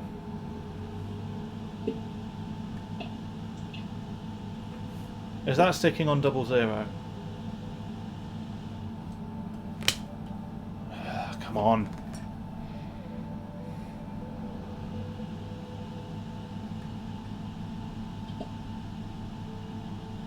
Get right.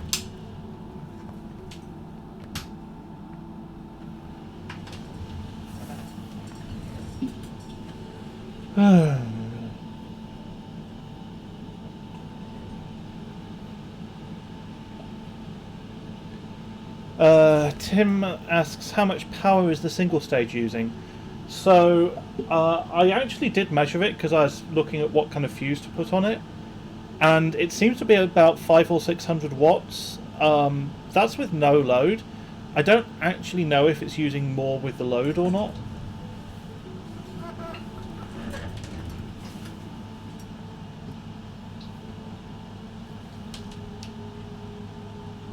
I guess it's probably not. Yeah, I don't think it would be. So it's probably about 500 or 600 watts. Not the greatest at the moment with the rising cost of living. Yeah. Although it is winter, so it's helping to heat the house, right?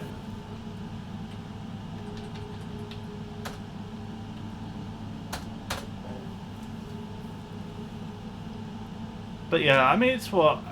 Electricity's... It's what? It's still a few tens of pence per kilowatt hour, right? And this is about half a kilowatt hour per hour. So it's probably less... It's probably... I have no idea what my electricity cost is at the moment, to be honest. I think it's probably less than £1 an hour to run. So it's a hell of a lot cheaper than dry ice.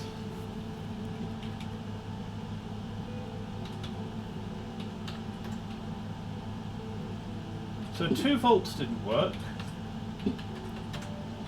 Naturally, 2.05 is the next thing to try.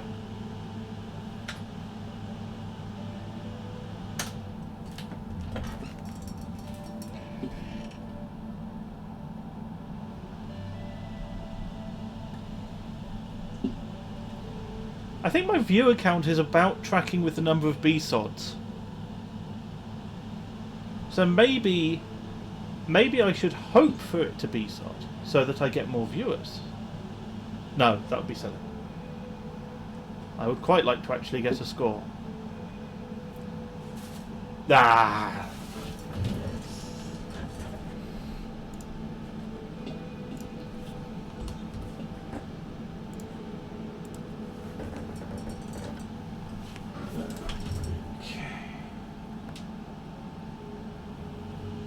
I guess I'm going to be maxing out this board. I don't think I'll hit 25 seconds on this motherboard. Unless it's the memory? I don't think it's the memory. No, it shouldn't be the memory.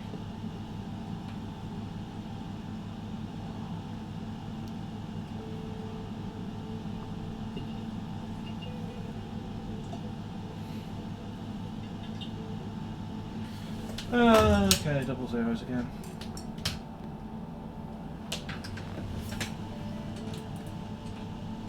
Right, well, we're going to be maxing the voltage.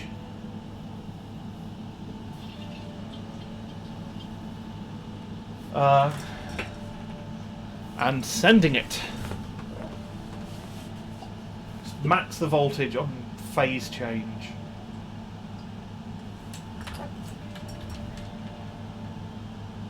MC profile.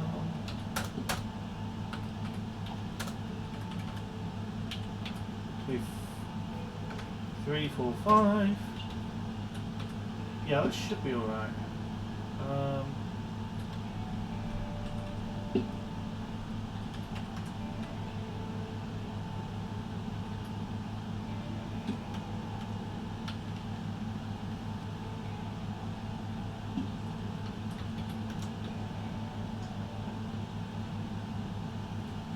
Yeah, let's do it. Let's go for it.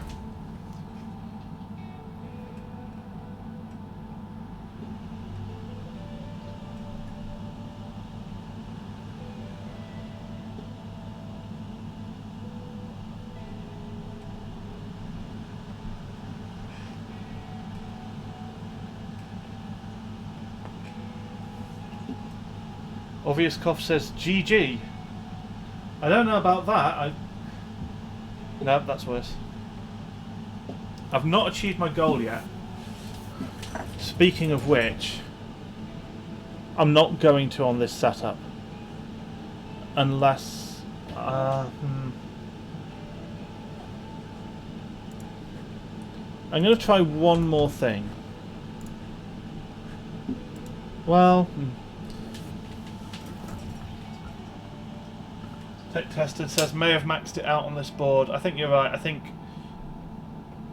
the board, the CPU... I mean, I have no more V-core range. Just straight up.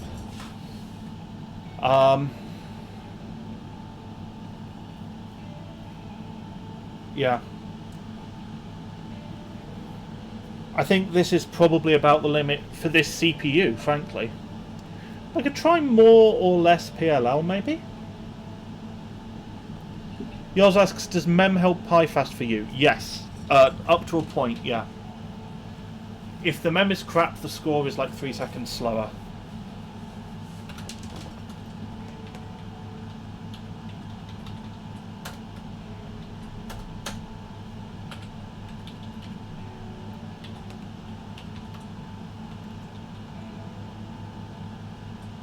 Right. What I'll do is I'll actually try tweaking down PLL a bit, as Obvious Cough said. Maybe that's going to make it slightly happier.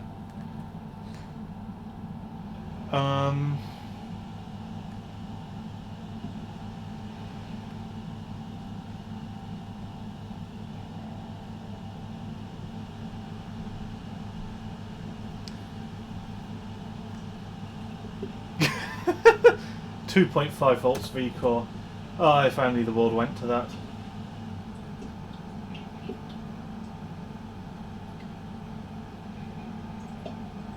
Oh, well, look at that. I guess, yeah, 2.1 volt PLL is probably about right. Alright, well, I might be able to eke a little bit more out of it by reducing PLL a little more. Going to 2.1. But, for now, let's PiFast.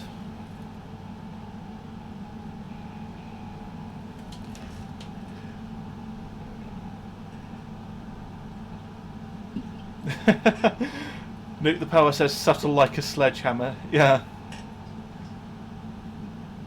Now the last thing you can do is drop the multi and push FSB. Yeah, that's true, that's true. Ah.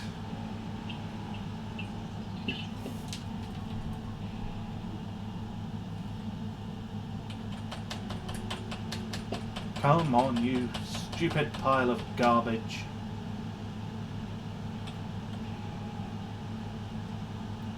Give me BIOS.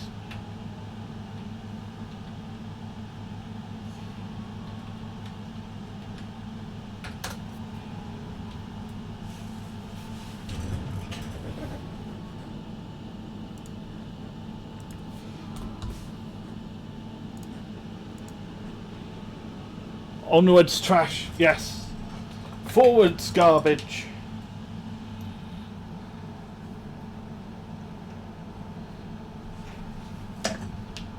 Oh, that's worse. That was actually a bit worse. Okay, that's interesting.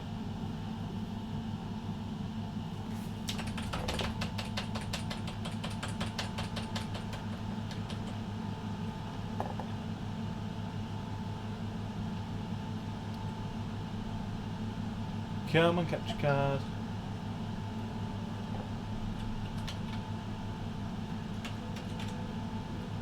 So if I try 2.16 PLL maybe? Do you know Photonic Induction on YouTube? I've heard of the channel. That's the channel that's like blowing giant fuses, right? Hey Infinity. Hope you're doing alright. Ah. That was also worse. Maybe the chip's just degrading.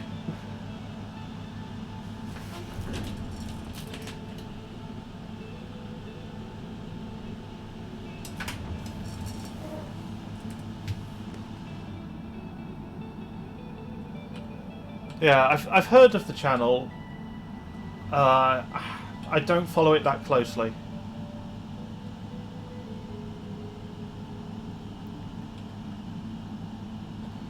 Obvious cough, maybe it needs to be colder. I mean, yeah, I'm sure that would help.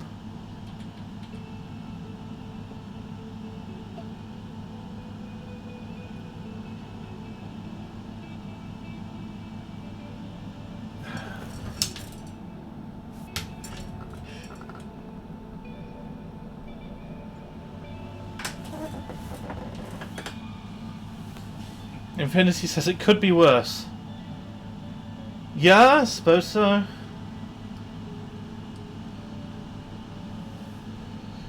Could be a bit further south. Or, wait, I don't actually remember where you were, but it was somewhere not a great place to be right now. Okay.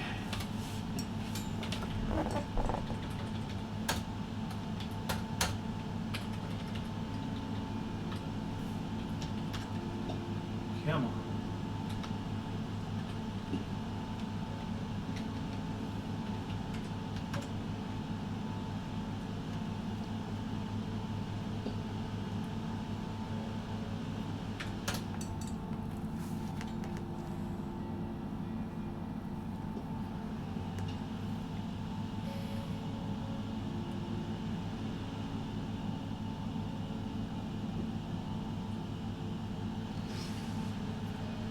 I think if this B-sod, if I don't get another score at these settings, I'm going to tear it down and then we'll see, basically.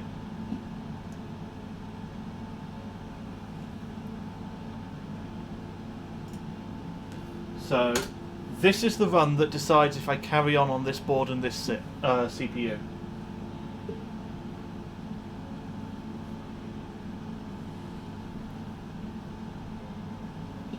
Infinity says Belarus, and yeah, oof. And we have, yeah.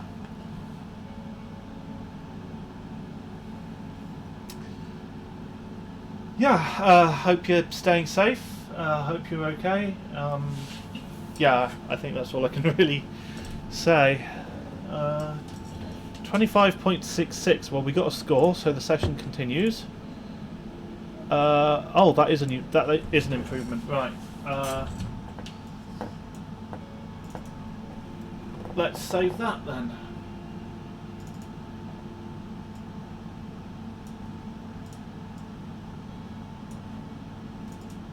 Oh, I've still got LLC to play with. I think it's drooping at the moment. That might help.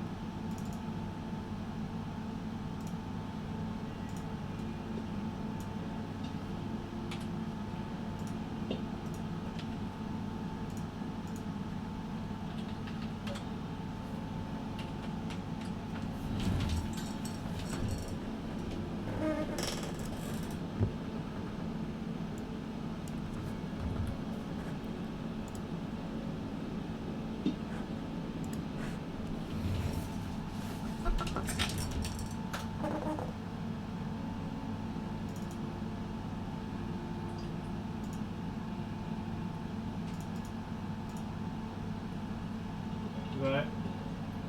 Relatively small step there.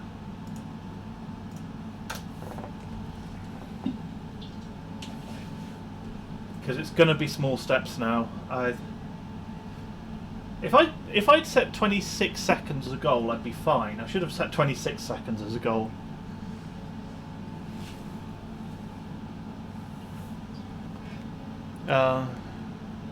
Yusarian said spoke to my friends south of you, so south of Infinity, and they're all safe and holding out, so here's hoping I can bench with them someday. Yeah! Yeah.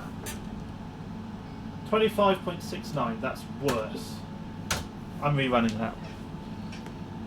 Obvious Cough asks, have you tried pushing RAM harder, CL3? This RAM won't do CL3 at these speeds. I'm fairly confident of that.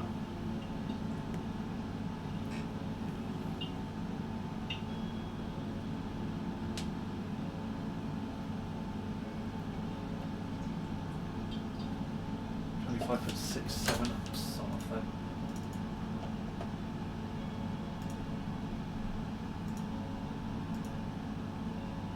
Just nudge the FSB up and try again.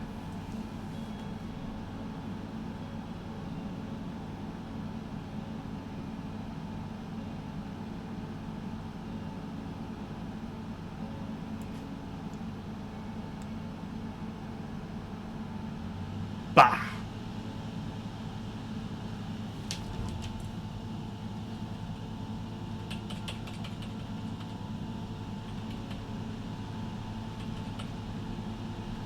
Right, save a profile and come on.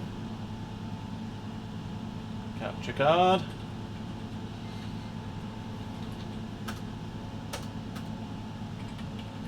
I'm going to try to boot at 1 MHz high reference speed. So, yeah, those are the kind of memory speeds I'm at. So basically, just at these speeds, it will not go tighter than that, I'm sure. Forks asks, did you get a chance to try PS exec? No, not yet. I haven't tried that yet.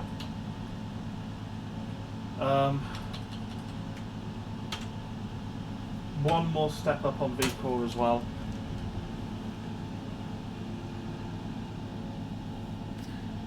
But yeah, I think the PCB that this memory is on, to my understanding, is not... It's good for frequency, but it's not good for voltage scaling. Because it's OCZ SLIs. So it's not... The Crucial Ballistics PCB, as far as I'm aware, is still the best one. The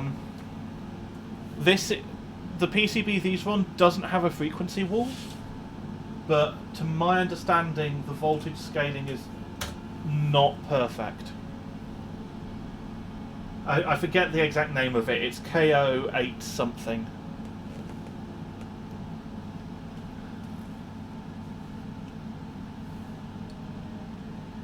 But yeah, if you ever want to annoy Raspberry Hex, then ask if he thinks that KO on the PCBs is equivalent to is related to the JDEC K0 reference design.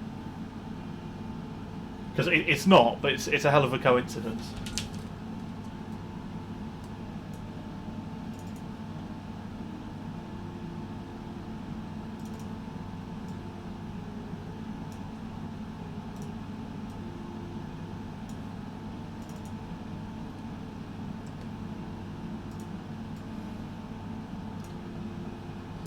I think the main reason that I'm resisting PS exec is just that I would need to downclock to much more stable settings, because these settings are not stable.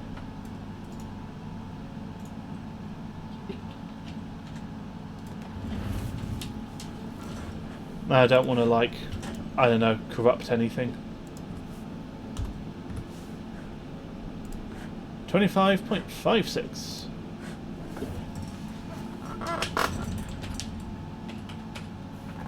I mean, it's getting there, it's still going.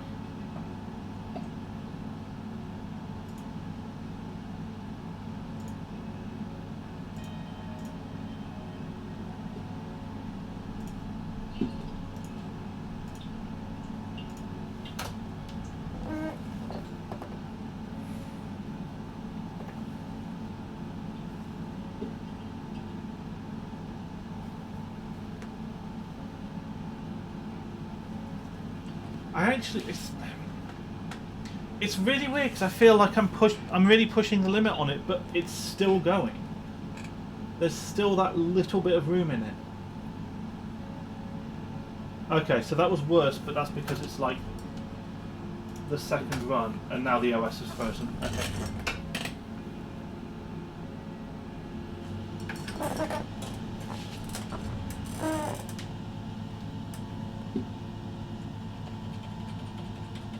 So I'm going to try and just nudge it up another megahertz in BIOS.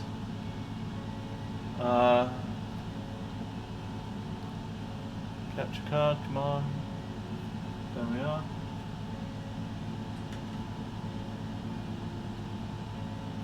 And yeah, well, I'm going to risk 2 megahertz. 348 FSB. And we are now literally maxed out on CPU core voltage.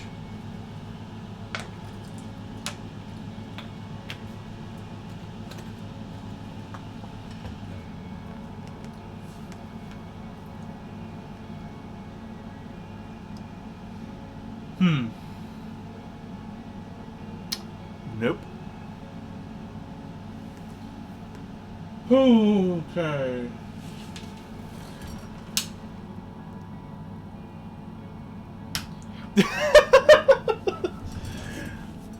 Matt says maxed until you hardwire a car battery to it.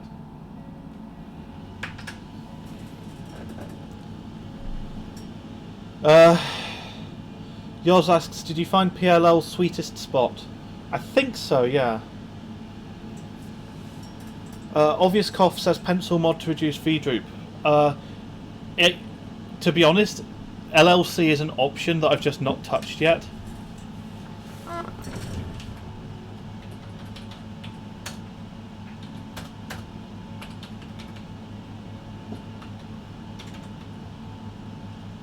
So let's try that.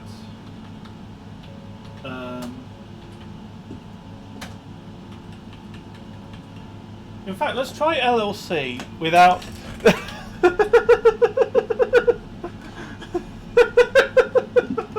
That's quite a strong reaction to not having touched LLC yet. Okay. We'll do LLC.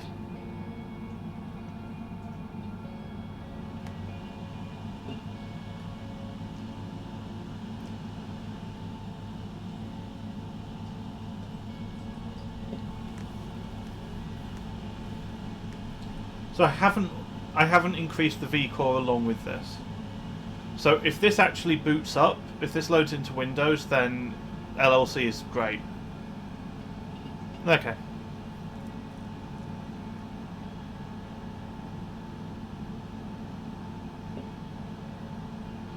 Yeah, I'm not really concerned that LLC will fry the chip. I just sort of don't really believe in it.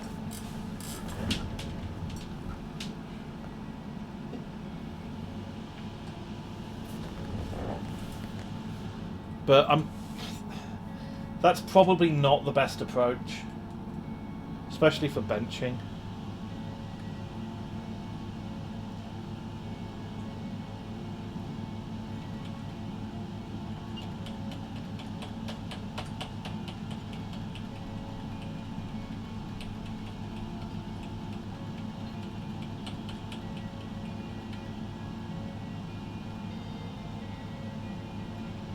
Pencil mod plus LLC.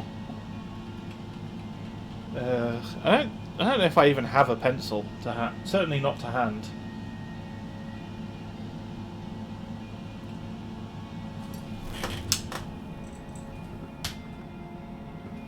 Oh, I'm behind on the B-sod counter.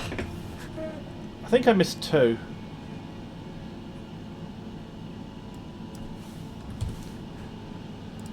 Tech tested, still hoping to see him bring out a soldering iron and a car battery, or at least a motorcycle battery.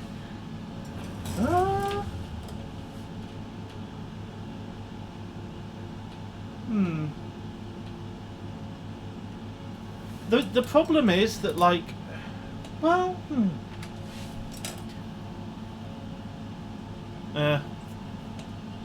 Yours asks, can you replace a pencil with conductive pen, or is it too much? I've no idea. I don't know the mods for this board. I feel like at the point when I'm modding the board, I should just be using a better board.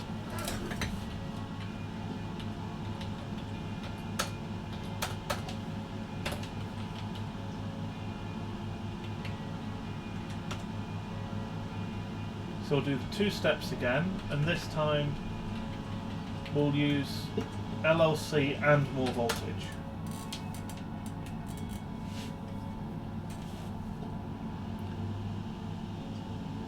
Matt says this whole B-sod thing would make an epic drinking game.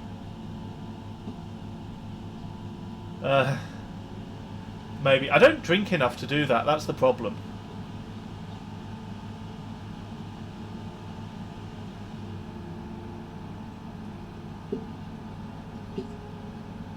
Oh, that worked.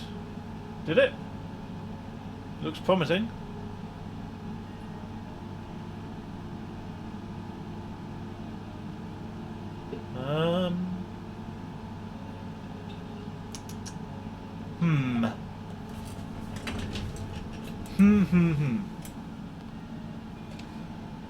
And nothing.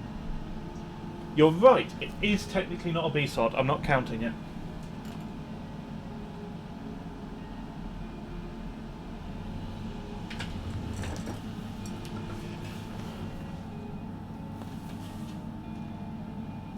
But it does mean if I wrongly added an extra one there.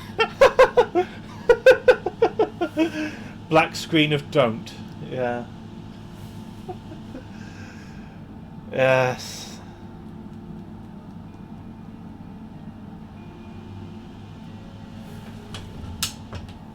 Hello, Double Zeros, my old friend.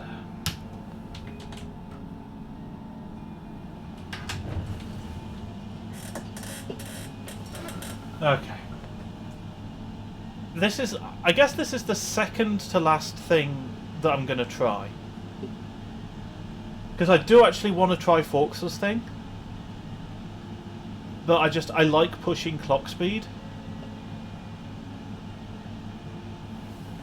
So I'm going to try once more with LLC and maxed voltage.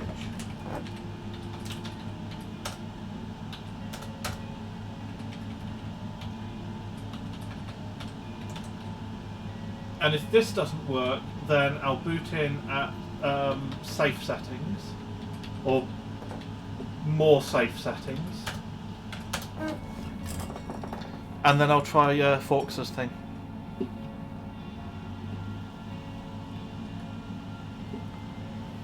And that's the plan. I like having a plan. And I love it when a plan comes together, but I don't know if this one will.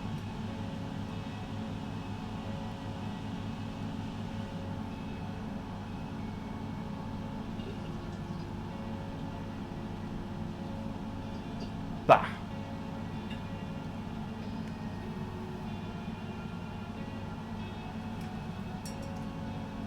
Alright. That's number 21. I mean, the good news is that the BPH in the second hour I don't think is actually as bad.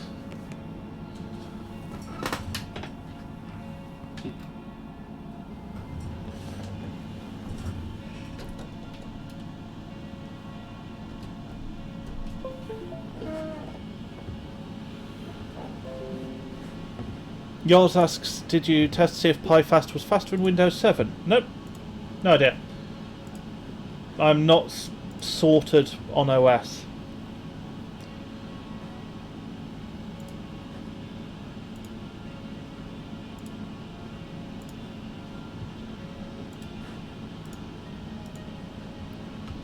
Let's copy over PS tools.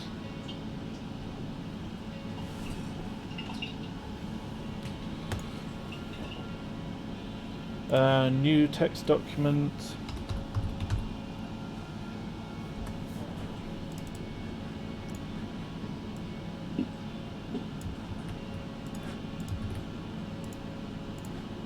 Right.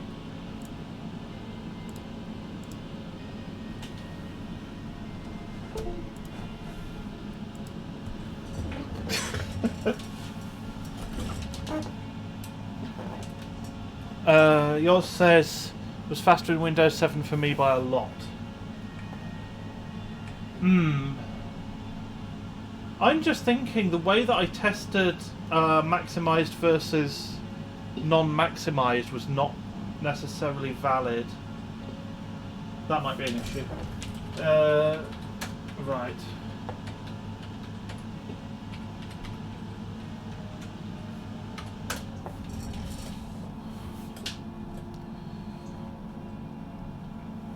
Because the thing is, I think what I did was I did a regular run and then I set it to launch maximised and I did a second run. And the second run was worse, but I think that's just because the second run is worse in general. So I should probably set it to launch maximised. And why is it giving me a CPU over voltage error? It's giving me CPU over voltage error at stock.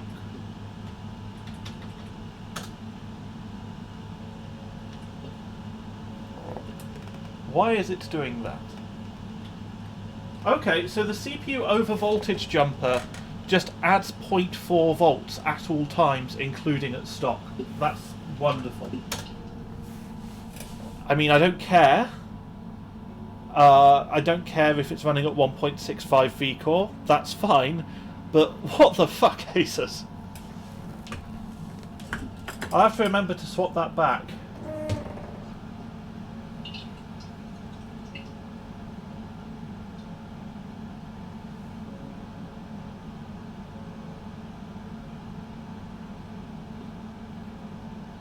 Right.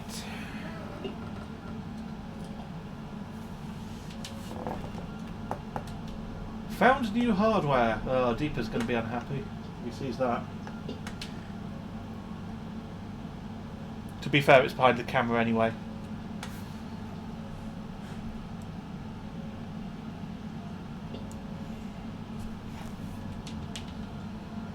Alright, I'll have to disable that service, I think. Deepa was talking in the Discord about how the plug-and-play service is bad for performance.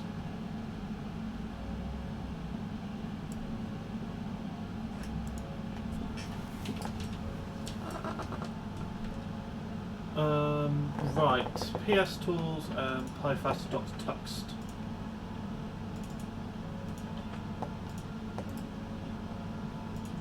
Hold on.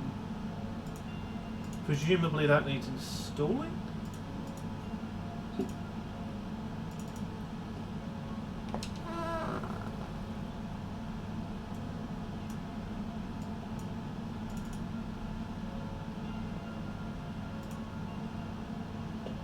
No, it doesn't need installing, so it's just a case of putting it in the right place.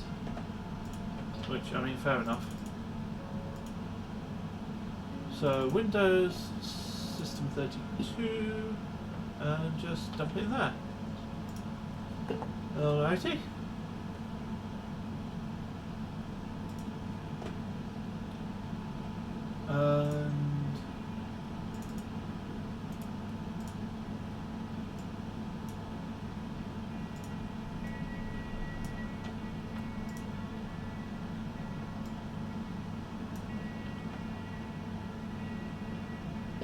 Okay. And while I'm here, let's set that to run maximised, because I think that running maximised will help it. I just checked chat and folks are saying put it in System 32 or put it anywhere and edit the bat. Yeah, Oh, hello.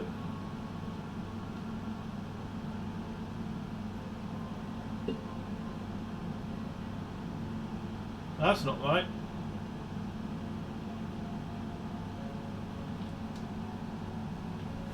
What's going on there?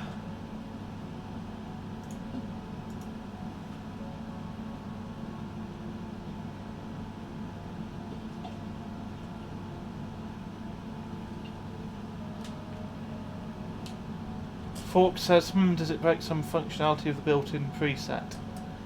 Oh, you know what? I bet it does. I bet it does.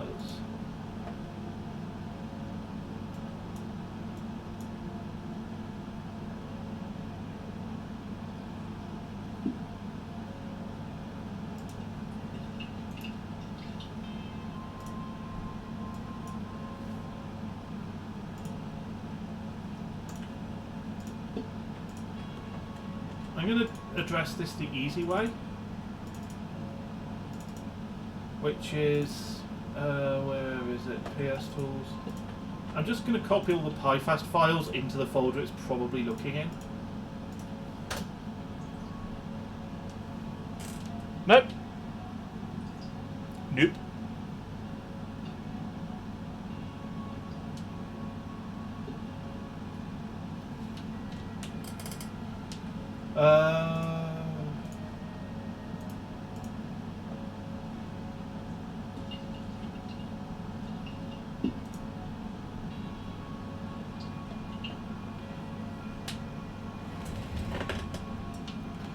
Alex asks, say, missed the last hour or so, anything happened?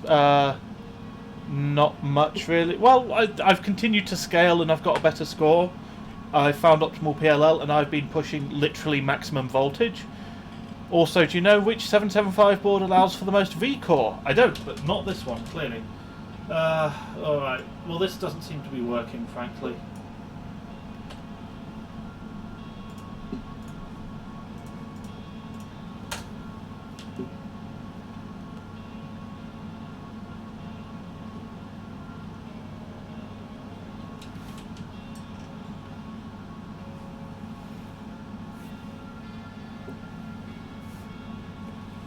So,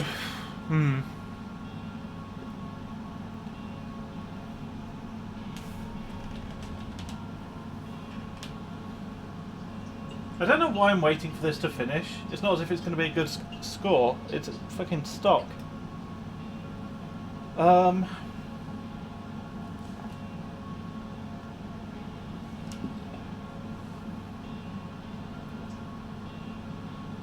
Okay, well, what I can do is I can hope that running maximised gets me a slightly better fire.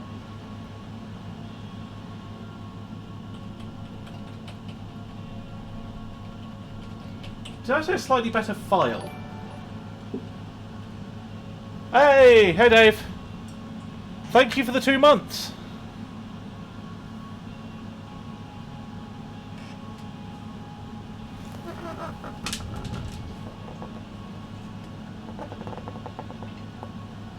And yeah, still going. 2¼ hours. We're just getting started. I wish that wasn't true.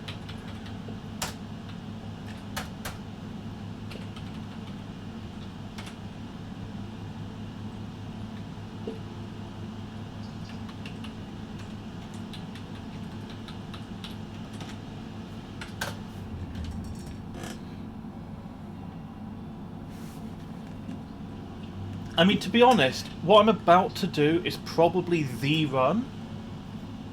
And after that, it's going to be a case of tearing this system down and finding a different CPU, different motherboard. But I think I do want to do that. I think I do want to find a different CPU and a different board. Oh, hello. No, that's okay. That was just a capture card thing. Time driving perfectly then. Maybe, yeah. Fingers crossed. Touch wood and everything.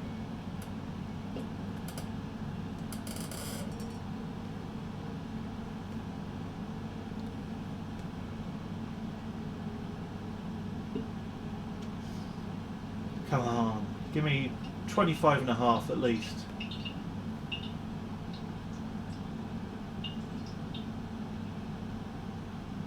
Ah! Ah, that was so close as well.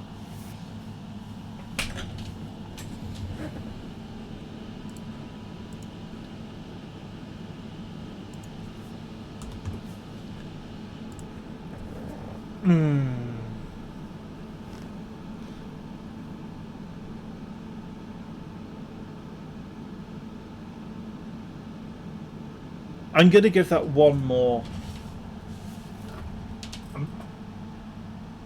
It was so close. I'm going to run it again. Fingers crossed.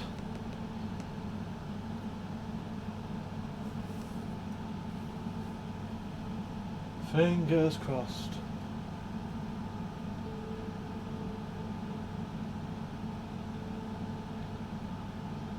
Come on. Come on. Yes! 25.66.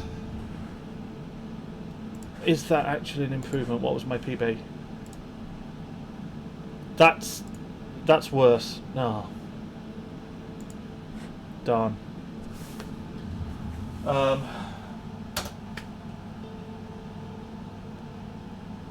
Darn. Right. What next? I guess what I'm going to do... Oh shit.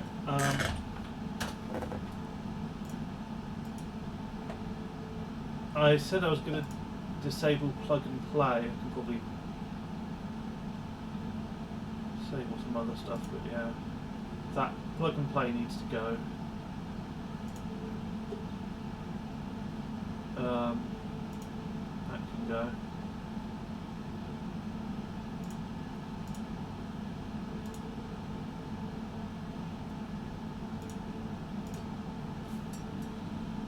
Right, less services, even less services, and I'm going to push the voltage in the BIOS even higher. And what I'm going to do is when I get into the OS, I'm going to set FSB up first.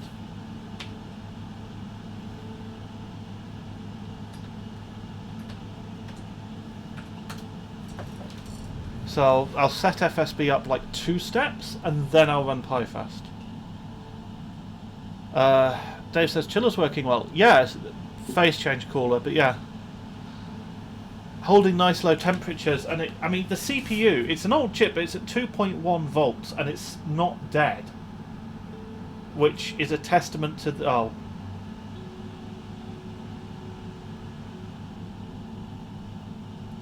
Maybe maybe I found the rollover point here.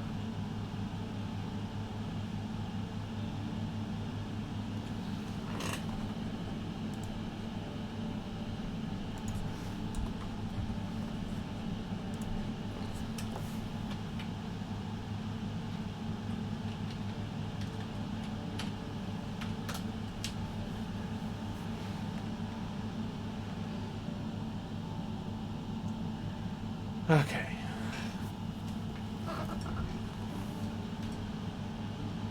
Let's try this again.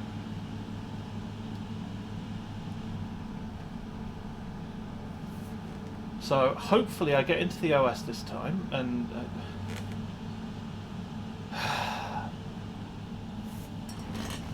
you know,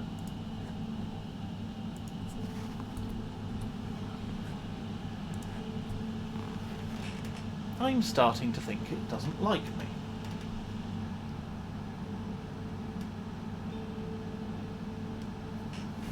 Oh, we made it! We made it! We made it! Okay. So because PiFast is actually a little bit lighter than booting, I'm hoping that if we go 2 steps up and then run PiFast, we might get a strong run in. Hopefully.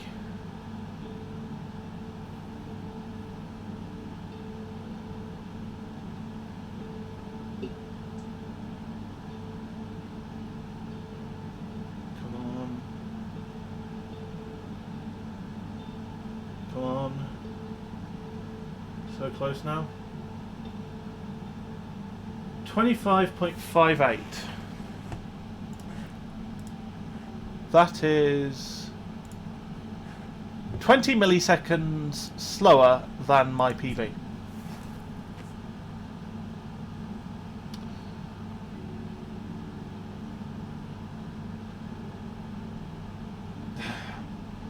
You know that one like Big Bang Theory gif of like just flipping all the paper into the air? Okay.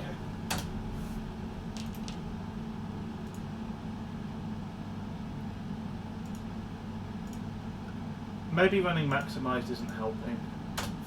I'm going to run it non-maximised and just see what happens. It's probably going to be a little bit worse, just because it's not the first run, but we'll see.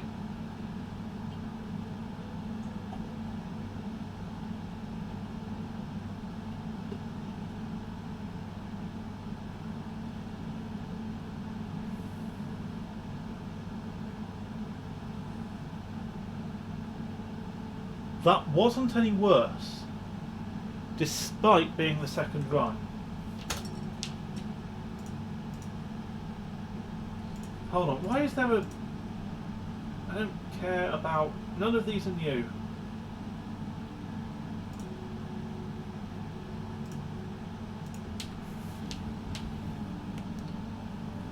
If that wasn't any worse, despite being the second run, maybe it would have been better if it was the first run.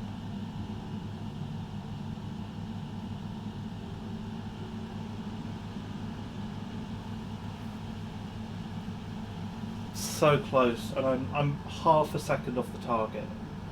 So basically the target is not possible with this board and this chip.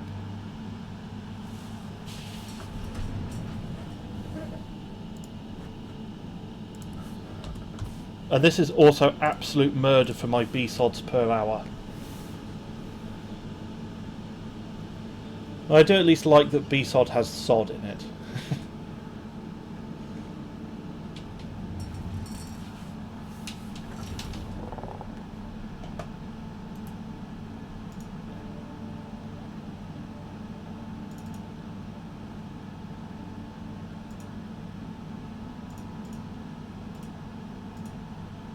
Gone 3 ticks up this time.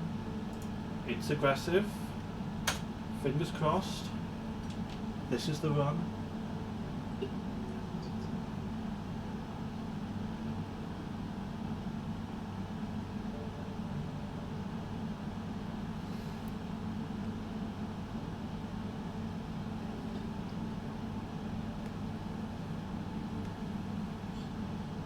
No!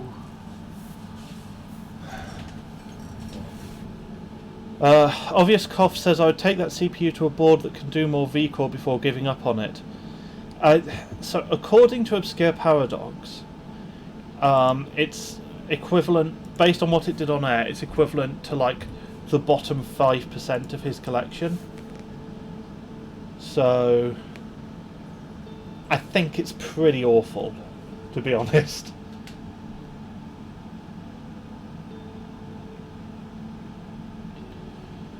Okay. Obvious Cough says, but it keeps scaling though. It actually doesn't. 2.1 volts, as far as I could tell, was a little bit worse.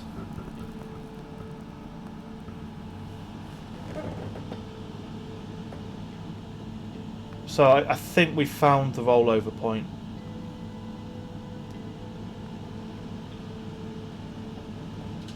I mean, I get what you're saying, and I agree. Like, you can't bin for scaling without taking a chip that might be awful and pushing it. But I think we have found the limit of the scaling.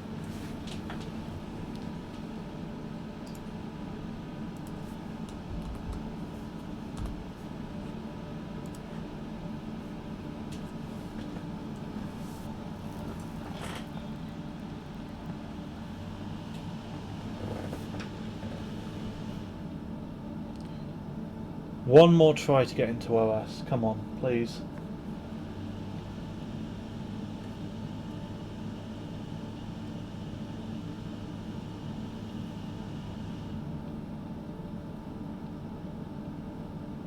Oh, is it not even posting? Okay.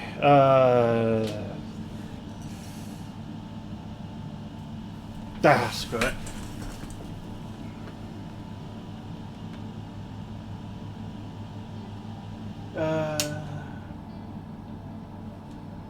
Yeah, okay. I think it's teardown time.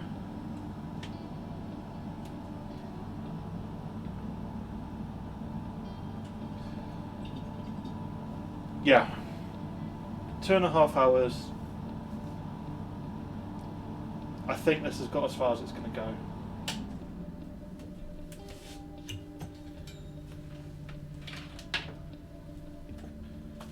So let's pull this system apart. I'll move the camera up a bit and over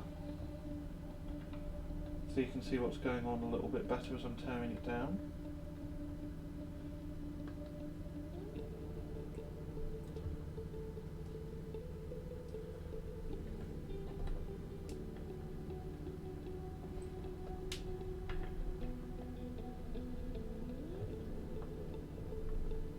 There we go.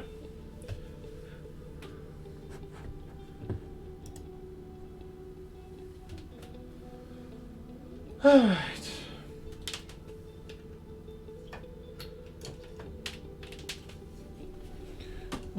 one thing at a time.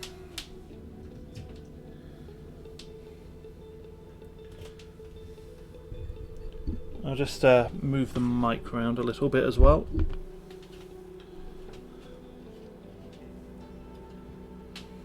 Ow. Postcard.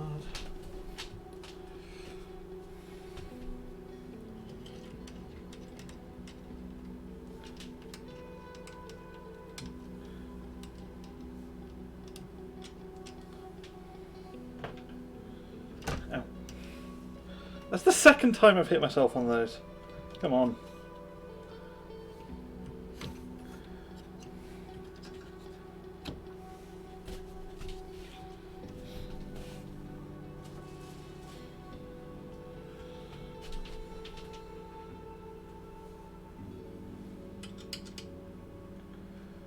Oh, I should have tried pushing FSB.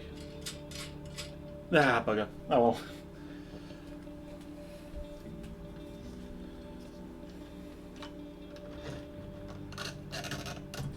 I don't know how much FSB it had in it, to be fair. There's always something. The moment you turn the single stage off, there's something. Okay.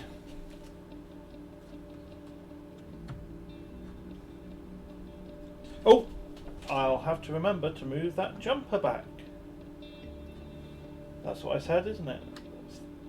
There we go.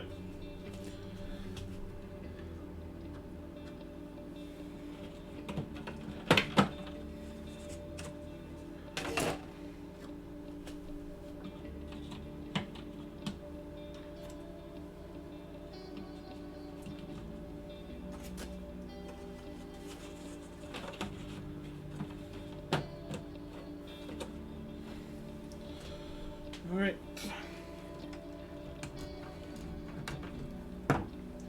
So at some stage I'm going to have to hairdry the board. Obvious Cough says, I'm interested to see how different your insulation is from what the standard was over 10 years ago. Yeah, I mean, the main thing you'll notice is a lot less dielectric grease, I suspect. Insofar as none.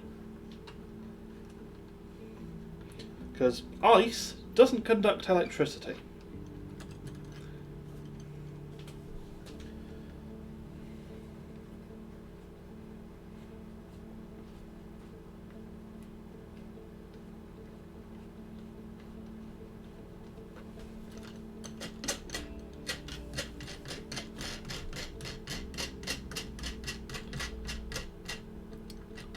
Aha! Yoz says, just noticed the car. Yes, that is a Hot Wheels ballistic. I need two of them really, so that I have ballistics, but, you know. I'll be honest, what happened is I was searching eBay for ballistics and came across it because the person had just spelt the name wrong, and I thought, nah, why not? It's my new mascot. Even though I wasn't actually using ballistics today. Maybe that's why I didn't have good luck. Obvious Cough asks, do you still use Artist Eraser? So this is just white tack rather than Artist Eraser. I've used a little bit of that, but it's mostly just kitchen roll.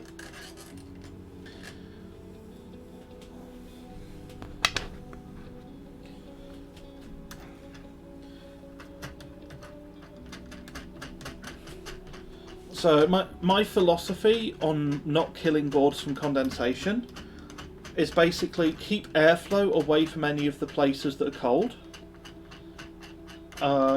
So that's the main purpose all of this paper has. Is it's not so much thermal insulation, although it does help, but it's just keeping the airflow away from the cold bits.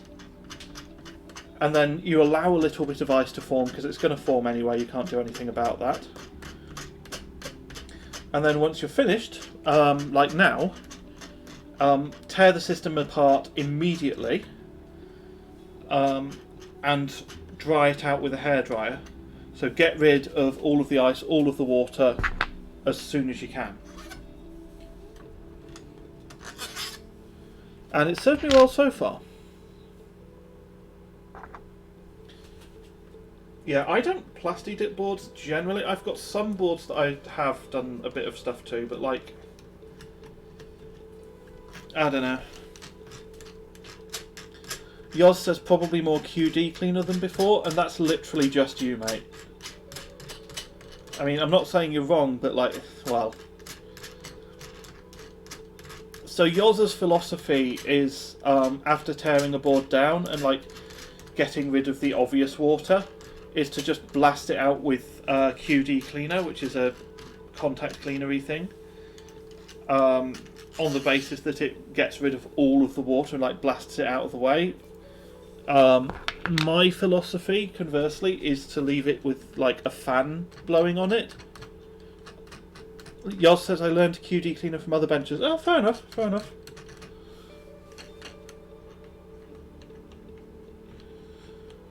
Yeah, I don't know.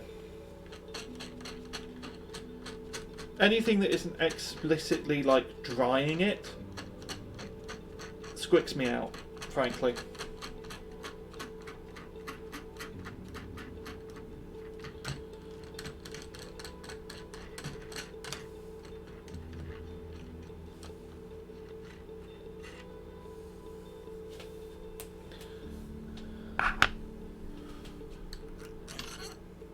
Okay, I don't think I'm going to run another board and CPU today, because I've got a strong enough score. I've got a good enough score that Matt feels the need to use LN2 next. So maybe a better CPU and a better... Hey Ava! What clocks and voltage did you hit? It was... God, what was it? It was about 347 FSB times 12, and it was literally like... I think it was 2.08 volts. I don't remember exactly what the core clock was, but it was 347 FSB times 12, maybe 348. I think it was less than 4.2 gigahertz. Okay, I'm going to have to pull out some of the paper towels there. Okay, this feels like a little... It doesn't quite feel damp, it feels like pre-damp, if that makes any sense. What about this? Yeah, oh yeah, so that's a little bit noticeably like cold and damp just here.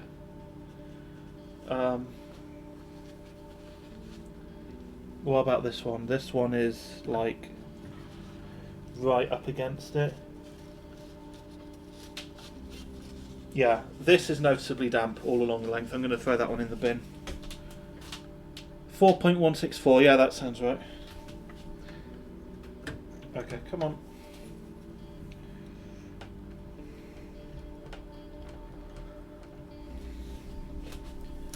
Come on. Come on. There we go. There we go.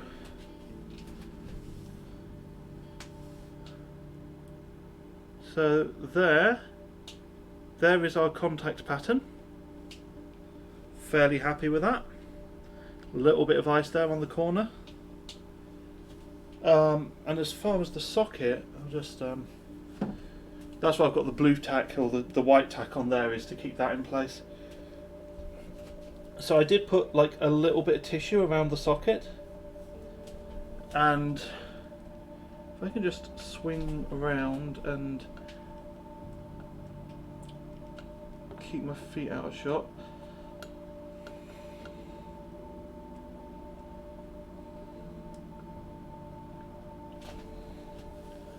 That is how the socket ended up looking. So it's wet all around the edge, and this tissue is a little bit damp as well, although not even that damp, to be honest.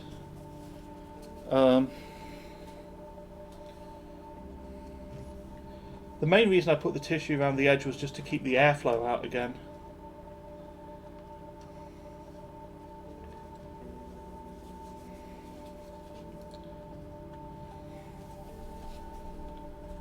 And then there's a little bit of white tack that I put down just there, so I'll peel that off as well.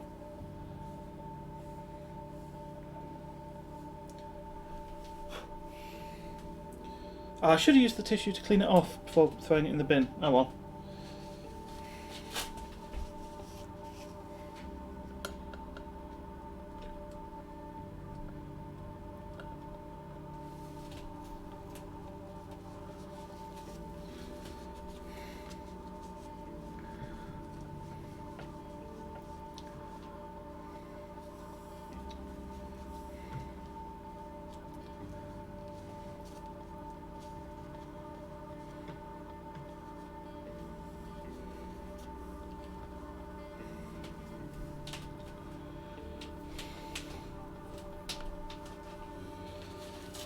Right. We are very nearly at the bit where I get a hairdryer out.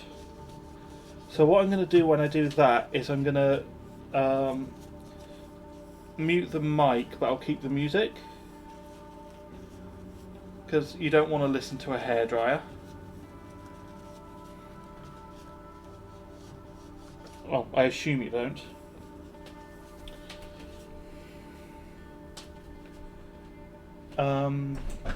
But yeah,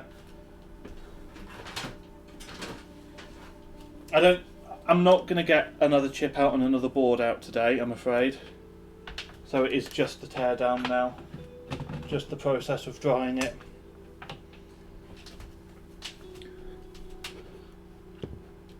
So where's my hairdryer scene? Right, mic's about to go quiet. Music will stay. And I'll speak to you again when I'm done with the hairdryer.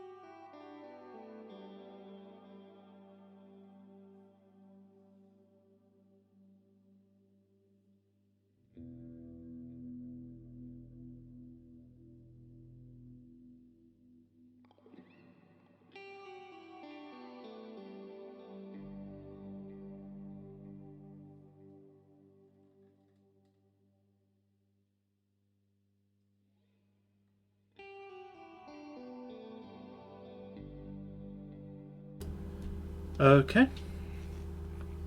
I think that'll do for now.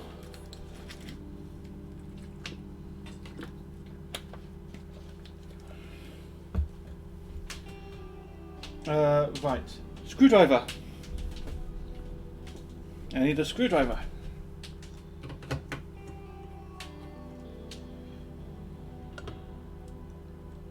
Other way, come on.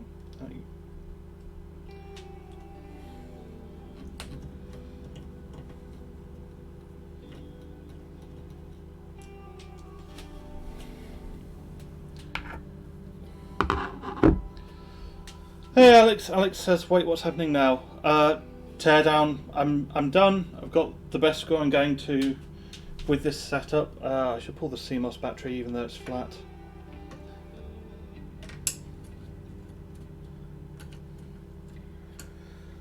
And I haven't achieved my goal, so I'm like really, I don't know.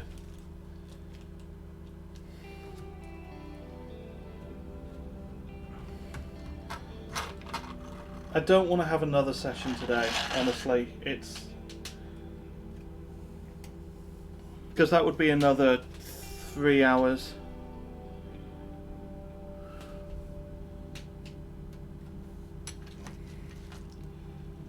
Ava asks, was that 2.08 volts on the CPU minimized or just set really high so you didn't have to worry about it? That was the sweet spot. That was like, yeah, no, I did everything I could. It was necessary to hit those clocks. The CPU is terrible. Alright. Well. Not even cold on the back of the board, no water there, having hit the front with the hairdryer. And this, it's a bubble wrap envelope, so this is here to keep any moisture off of the power supply. Because I'm still just leaving the power supply open under there.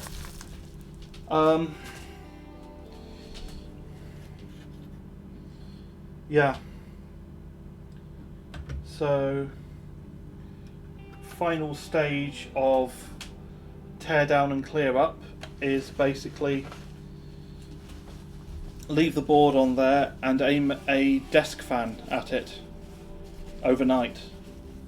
And that's the other reason that I kind of have changed my mind a little bit about whether I was going to do a second session this stream. Is just I only have one bench table to put the board on, and I don't know where else I'd leave it, so I want to make sure I'm drying it out properly.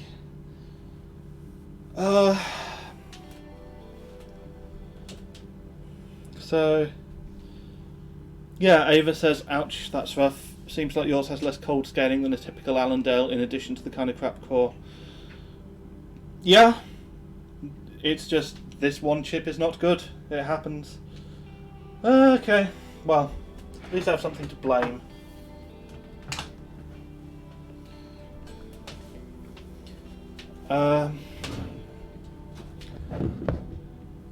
I think that's about it, and I'm going to wrap up really.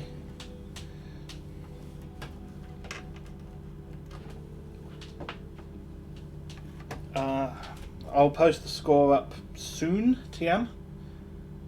I set quite an aggressive goal and I didn't reach it, and I'm a little bit disappointed by that, but that's the way it goes.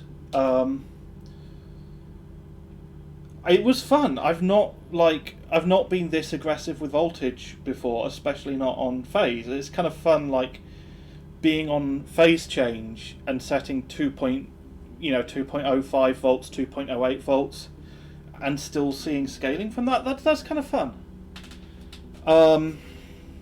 There's probably a bit of efficiency work to be done as well. If you're not following Matt, Tech Tested, who has conveniently has just said something in the chat, if you're not following him, go follow him, because he's going to be replying to this. He has a Phenom 940 and he's going to be trying to beat my score. If he can. It sounds like he might be getting liquid nitrogen to do it, but we'll see. So go follow him so you can see when he's live, and watch him try and beat the score that I got. He's got a good setup, good audio, capture card, camera and everything. So well worth going and following. I don't know, Matt, if you've got any idea when you're next streaming? Not to put you on the spot or anything. It's alright if you don't.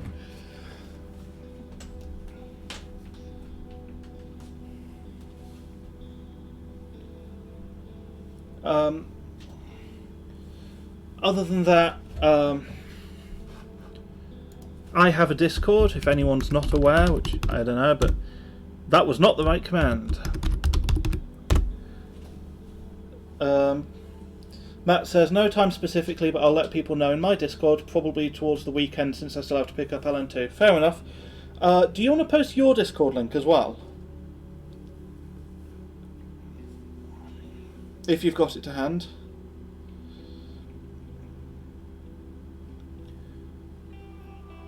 Alright. And yeah, I will try and post about it in my Discord, in the promos channel, but I can't promise. You know, I don't want to start having like a self-promotion channel at all, because I don't want it to be something that people mute. So I want to keep it like really curated. But I can't promise that I'll happen to be around, so yeah. Alright, so Matt's posted a link to his Discord in the chat, so go join that as well and you'll find out how he's going. Find out what his plan is, and yeah, hopefully that's going to be a good stream as well.